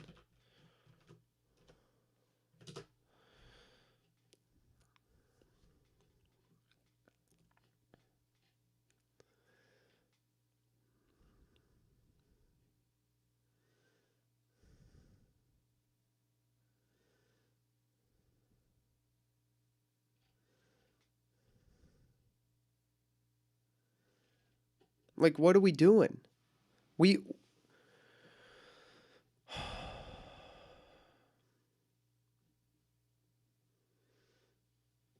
Could she be a presidential candidate? No, I wouldn't say the Democratic Party belongs to any one particular candidate or elected official. I don't believe that. I think what AOC's been saying is a consistent message she's saying since she showed up on the scene, which is that, again, life is unaffordable for too many people. And that is the part that's resonating. But each one of these candidates, run to their local districts or to their local state. You look at somebody like Spanberger. Spanberger is not anywhere close to AOC. The poor man really has a stake in the country. The rich man hasn't. He can go away to New Guinea in a yacht. Thank you. Yeah, that's the other thing. Like, the Republican Party is too afraid to say that we don't need to care. Like the church's whole, like the Catholic Church's whole thing for the preferential option for the poor is that the rich can take care of themselves and the poor cannot.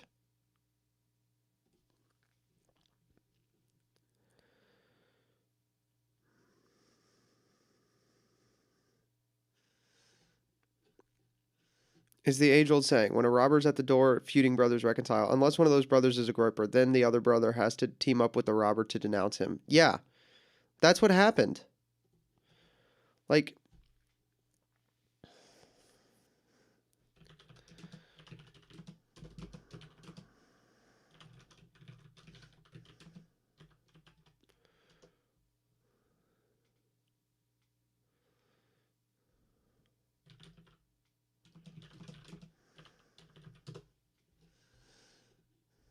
If his name is not on the ballot, what happens to that quote-unquote Trump coalition, those first-time voters, those independents, et cetera? Because to all the discussion here around what is the brand of the Democratic Party, I'm struck by something that our darling friend Steve Kornacki said just a couple of days ago when that new NBC News poll came out, this sort of under-the-radar thing that he was watching, which was about what our poll showed on the Democratic.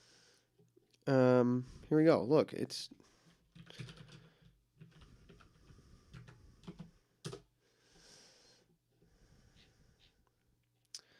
Centesimus 11.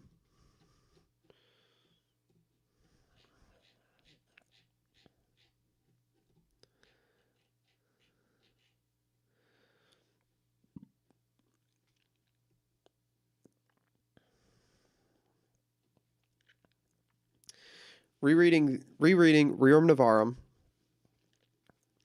Sorry, not Rerum Novarum. Solicitado in Re Solaces. Okay, let's back up.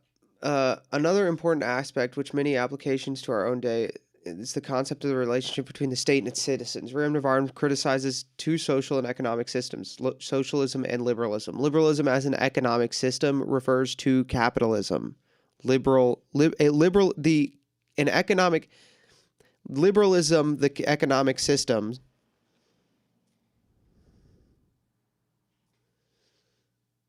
is capitalism, by the way. The opening section in which the right to private property is reaffirmed is devoted to socialism. Liberalism is not the subject of a special section, but is worth noting that the criticisms of it are raised in the treatment of the duties of the state. The state cannot limit itself to favoring one portion of the citizens, namely the rich and prosperous, nor can it neglect the other, the poor, which clearly represents the majority of society. Otherwise, there would be a violation of that law of justice which ordains that every person should receive his due. When there is a question of defending the rights of individuals, the defenseless are the poor, and the poor have a claim to a special consideration. The richer classes has many ways of shielding itself and stands less in need of help from the state, whereas the mass of the poor have no resources of their own to fall back on, and must chiefly depend on assistance of the state. It is for this reason that wage earners, since they mostly belong to the latter class, should be specially cared for and protected by government. These passages are relevant today, especially in the face of new forms of poverty in the world, and also because they are affirmations which do not depend on a specific notion of the state or on a particular political theory. Leo XIII is representing an elementary principle of sound political organization, namely, the more that individuals are defenseless within a given society, the more they require the care of concern of others, and in particular the intervention of governmental authority.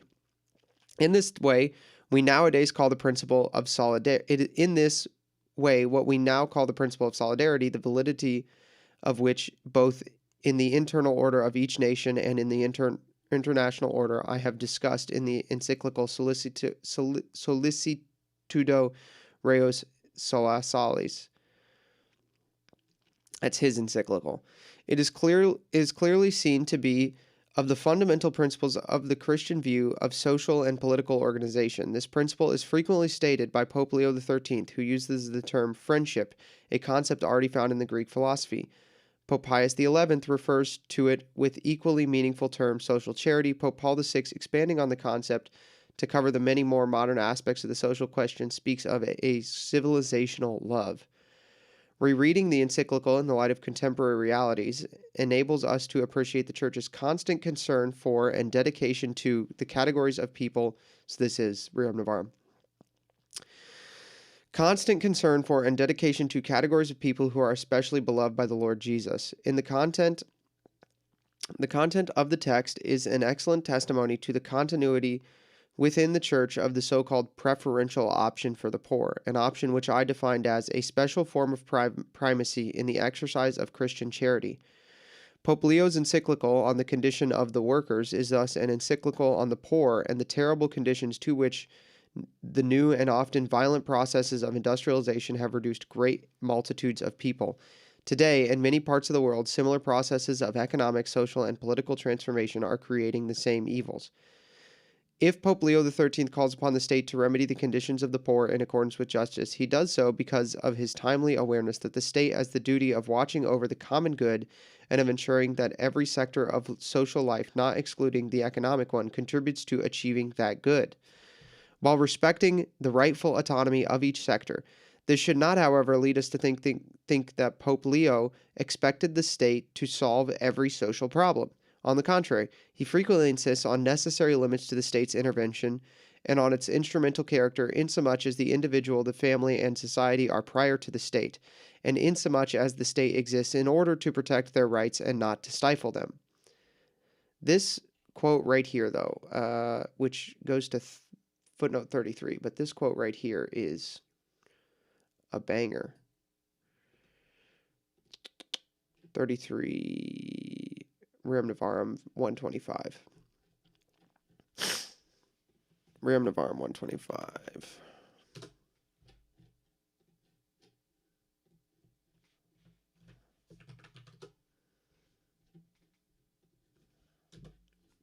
It said 125, didn't it? 33.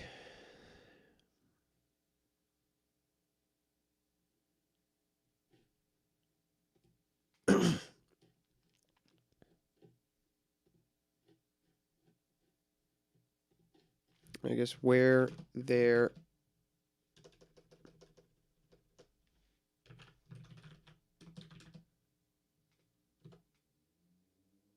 there is a question of defending the rights of individuals, the poor and badly off have a claim to a special consideration. The richer classes have many ways of shielding themselves and stand less in need of help from the state, whereas the mass of the poor have no resources of their own to fall back upon and must chiefly depend upon the assistance of the state. And it is for this reason that wage earners, since they mostly belong in the mass of the needy, should be specially cared for and protected by the government.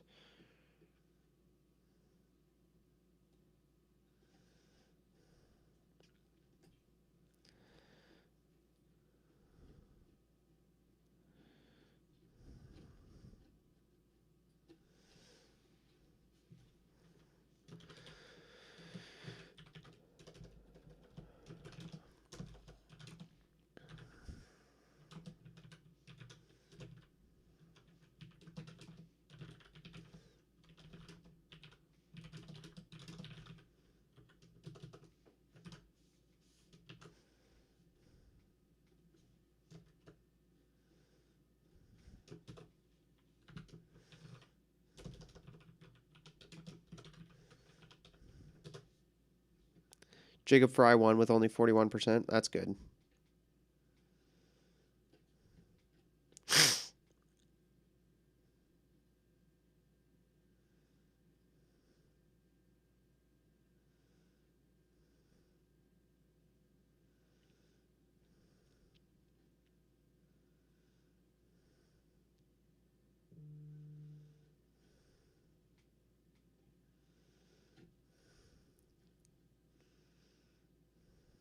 Tonight was bad for Republicans. Like it's bad.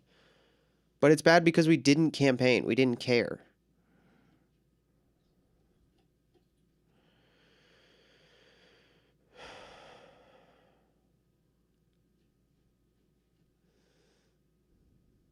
We didn't care enough to campaign and protect people.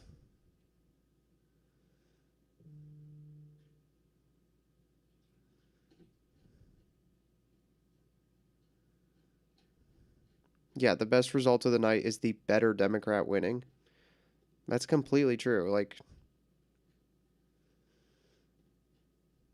That's the best result? Like, what do we, you know, like, unless this somehow fails, unless Prop 50 somehow fails?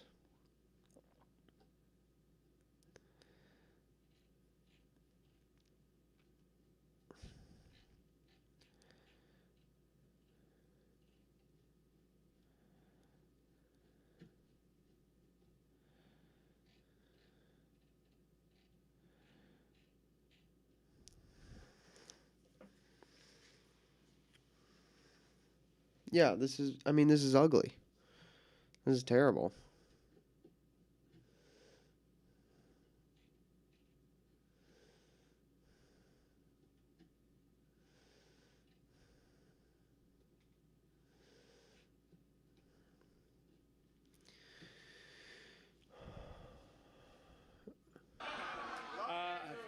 First, let me... Continuing there. All right, Steve, he is about to address his supporters. Let's take a listen. Thank you, thank you, thank you. Thank you.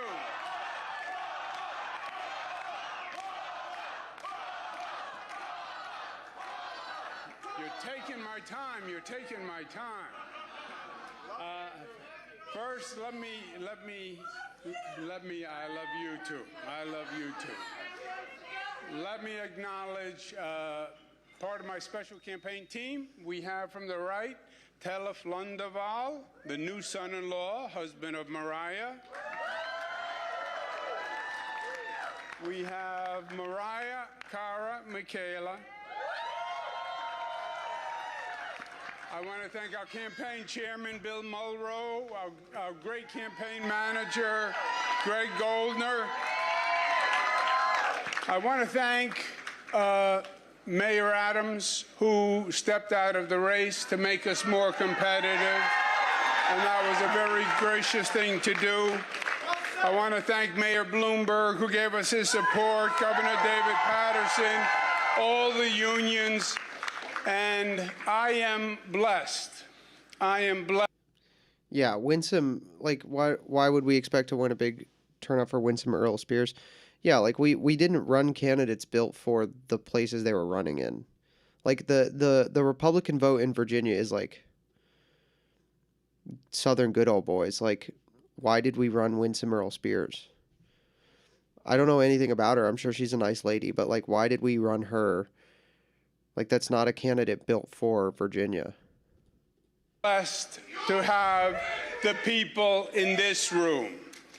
You have been a phenomenal team, great friends. You are superstars. Even more, you are New York patriots, and I am proud of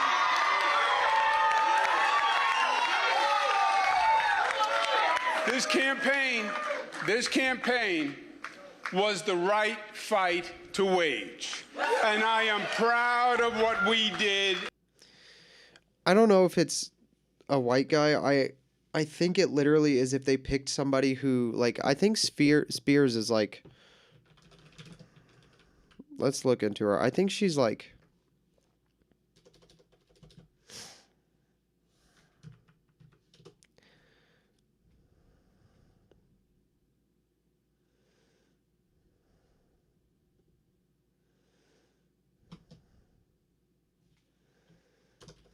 I think she's a never Trumper.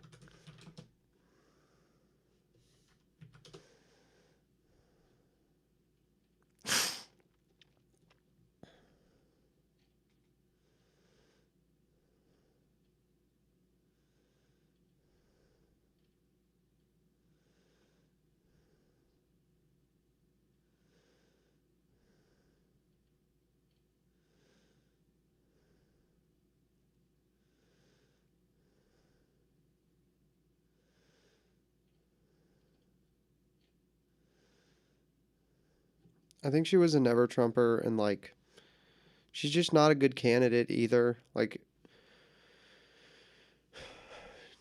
I saw a couple of her speeches. She just wasn't charismatic. She didn't, like, it was boring. Got 40% on an independent line against Ed Koch in 1977.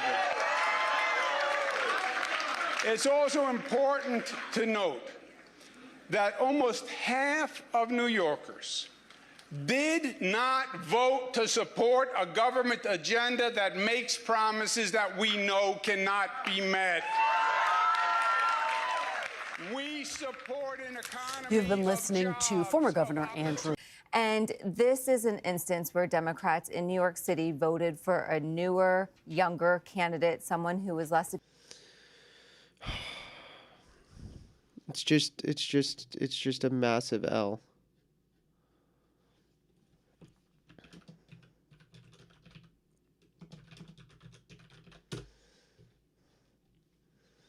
It's just is what it is, man.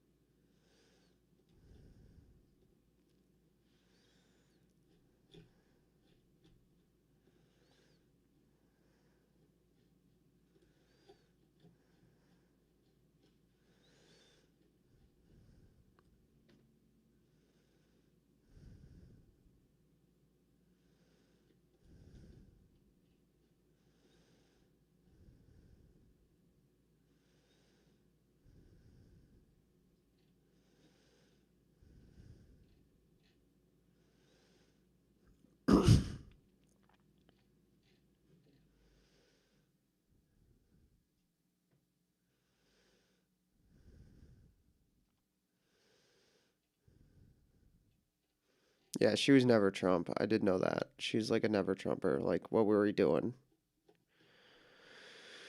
What were we doing?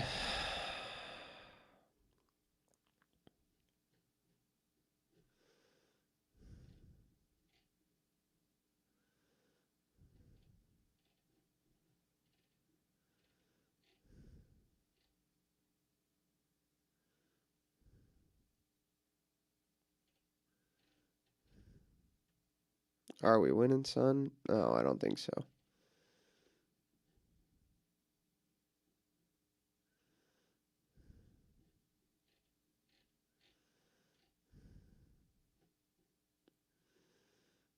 This is true.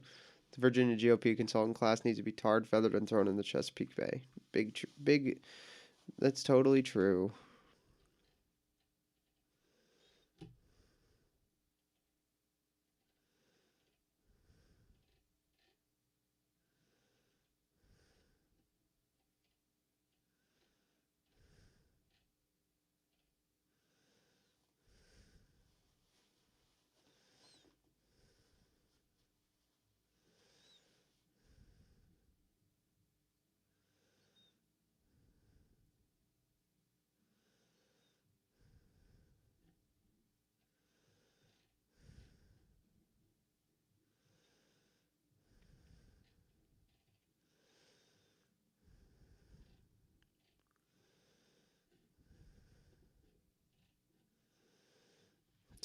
It's just stupid.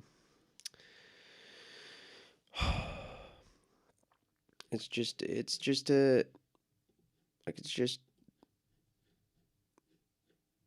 not a good idea. Like, I It don't went know. down the block, folks waiting to vote in this special election where there was literally just one question on the ballot, and it is asking people whether or not they support Proposition 50, which would introduce these new congressional maps into the states temporarily for 3 elections up until 2030 that would favor Democrats. And the long line I saw there is not alone. We're seeing images coming in from across the state on college campuses of folks lined up tonight to vote. And I think, Kristen, College what it campuses. is speaking to is the enthusiasm around this proposition. I think that's even surprised Governor Newsom, perhaps, and top Democrats, that they didn't know 2 months ago when it was introduced whether voters were going to really understand sort of what redistricting is and why this matters. Their message seems to work. They have raised $120 million, so much so, as I was telling you earlier, that Governor Newsom's team had to put a statement out last week saying, like, stop donating. We've actually raised more than enough. But we are seeing, as you'd expect, this all down party lines. Republicans are against it. Democrats are supporting it. Here's what some voters told us today, starting with a man who is a Trump supporter. He's against it, followed by a woman who is not registered with the party and is supporting it. The system is set up already, and it doesn't need to diverge and be something else to benefit one system versus the other. We have enough problems right now. Why is it important to come out for this special election? What brought you out? What brought me out? The state of the country? I've been unemployed for over a year. So I have to vote because that's the only way I can voice my opinion.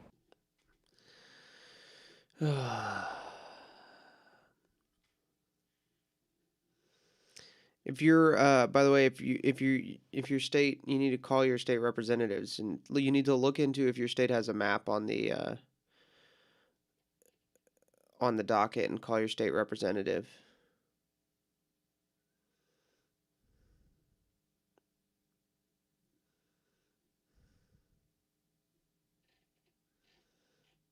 And tell them to vote.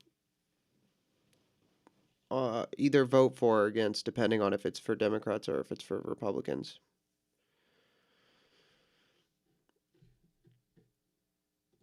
So, all right. Well, I do not want to stay up and watch the Prop 50 results. Honestly, like it's not gonna, like, it doesn't matter. The Prop 50 result is gonna come in. Yes, like. Yeah, I know Indiana won't pass it won't pass the redistricting, but unfortunately I don't live there anymore. Prop 3 won in Texas. What was Prop 3 in Texas?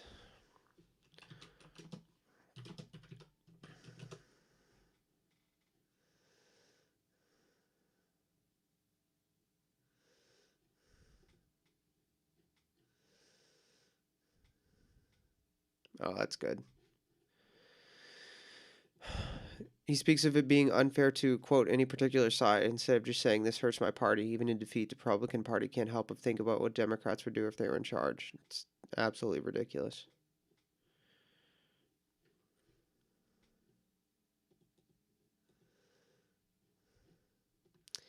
Well, it's been 3.5 hours, and got a headache and my eyes are tired. And honestly, I don't want to stay up for the Prop 50 results. If I'm going to keep it a stack with y'all. Because I know what they're going to be. It doesn't make sense to just sit around and wait for them to come in.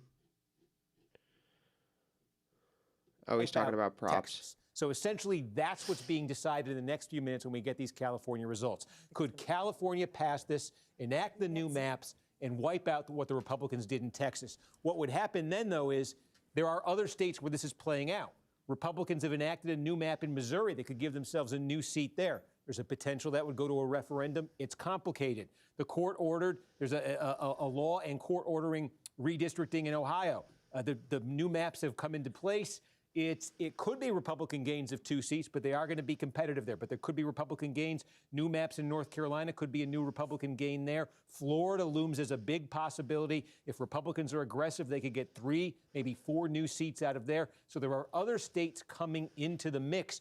And it's also important because, again, at 2, it's hard to see Republicans controlling the House, especially when you look at some of the results we're seeing tonight. But if Republicans could succeed in a lot of these states in redrawing it, if they could ever defeat this initiative in California, that number could be 10 or more. That would give them a much better chance of holding the House. And Steve, just to put a fine point on this, if you look at the math, and I want to make sure I understand it accurately, Republicans have a little bit of an edge in this redistricting tit for tat, right? Yeah, absolutely. That's I circle Florida here because I think this could be their biggest single opportunity if they want to be really aggressive. But there's a lot of moving parts here, you know, because when Texas did that and California responded, a lot of other states are getting ideas. Trump and Republicans are putting pressure on a lot of states. Democratic activists are putting pressure. You know, Wisconsin has entered into the conversation now. So who knows exactly where this is going to land? But there are more places, it would appear, where Republicans could do it for 2026. But what's also interesting here is you've seen in some of these states, I'm thinking of Indiana, for example, these pockets of Republican resistance, right? I mean, these places where it's not as though it's unanimity among the Republican Party that this should move forward, despite the state's governor backing it. On the Democratic side, you look at a state like Maryland. Maryland, Ashley, and you've got some pushback, even as the governor saying, no, we're going to look into this. You've got some pushback from state-level Democrats there who say, hey, maybe we don't want to go down this road because once this snowball gets going, like we sort of lose control of it here. And I think that's an interesting dynamic at play as well. Well, not just that. I mean, the argument is the courts are going to weigh in. So the courts could, I mean, especially in Maryland, I mean, the opposition there to the governor, the state senator is saying we could actually, if we redraw, we could gain 1 seat. If the courts come and challenge it, we could lose 2 seats. So I think that is the risk. His point is like, you know, what's the risk reward with most of these things? You might, you know, we might vote for Proposition 50, but the courts might come back and challenge the entire map. And you may not get 5 seats. I mean, this is a moving target. What about that point and the idea that ultimately this could backfire against either party? Right. It could. I think it's one of the biggest, most significant issues facing this country as it relates to upcoming elections. Without a doubt, this could shift the map dramatically. You could have... The biggest risk for Republicans is that the judiciary is Democrat and lame. And so if the courts challenge, we might be screwed, but I really don't think they will. I think the Supreme Court is going to strike down Section 2 of the Voting Rights Act, so I think we'll be okay. Also, if Section 2 of the Voting Rights Act gets struck down, it means that every map in the country is unconstitutional, by the way. So you should redistrict. It is actually wrong to not. Some massive gains on the House side. You could have some losses on the House side. It also has presidential implications as well. Are we counting illegal aliens in these census numbers? Are we not counting them? All of these things are kind of wrapped into an issue where if they were to pass some of these things, and as Ashley pointed out, once they pass them, courts are still going to get involved and these things are going to be challenged. So who knows how much of this gets settled before we start voting in the midterms as well. To what you're saying, Hogan, I think the other point is that it sets a precedence that we can, you know, you can go through a redistricting process, and at any point, if I decide I need leverage to win an election, I'm going to redraw the maps. I mean, that's the challenge. That's what it's for anyway. Well, pretty much gerrymandering is so you can win elections. No, anyway. absolutely, but I'm saying it sets a precedence that, you know, each of these states now that are getting in the battle are now open to mid-decade redistricting at the whim of, you know, trying to win. One of the fascinating aspects of the Prop 50 battle, Hallie, I know where you're going with this, you I know think. exactly I think we're where mind I'm melding. going with this. Yes, it's not just about redistricting, which is huge. Who is it about? It is about the potential future of Governor That's Gavin exactly Newsom. right. Now, I interviewed him. Yeah, we don't care. Yeah. So redistricting, if redistricting happens and it stands, like the courts were to like let the Republican map stand, we would be winning a significant amount. It's good for us. So there's that. But anyway. All right, boys, I think I'm going to get off. Like I said, I'm tired and my eyes hurt, so I'm going to get off.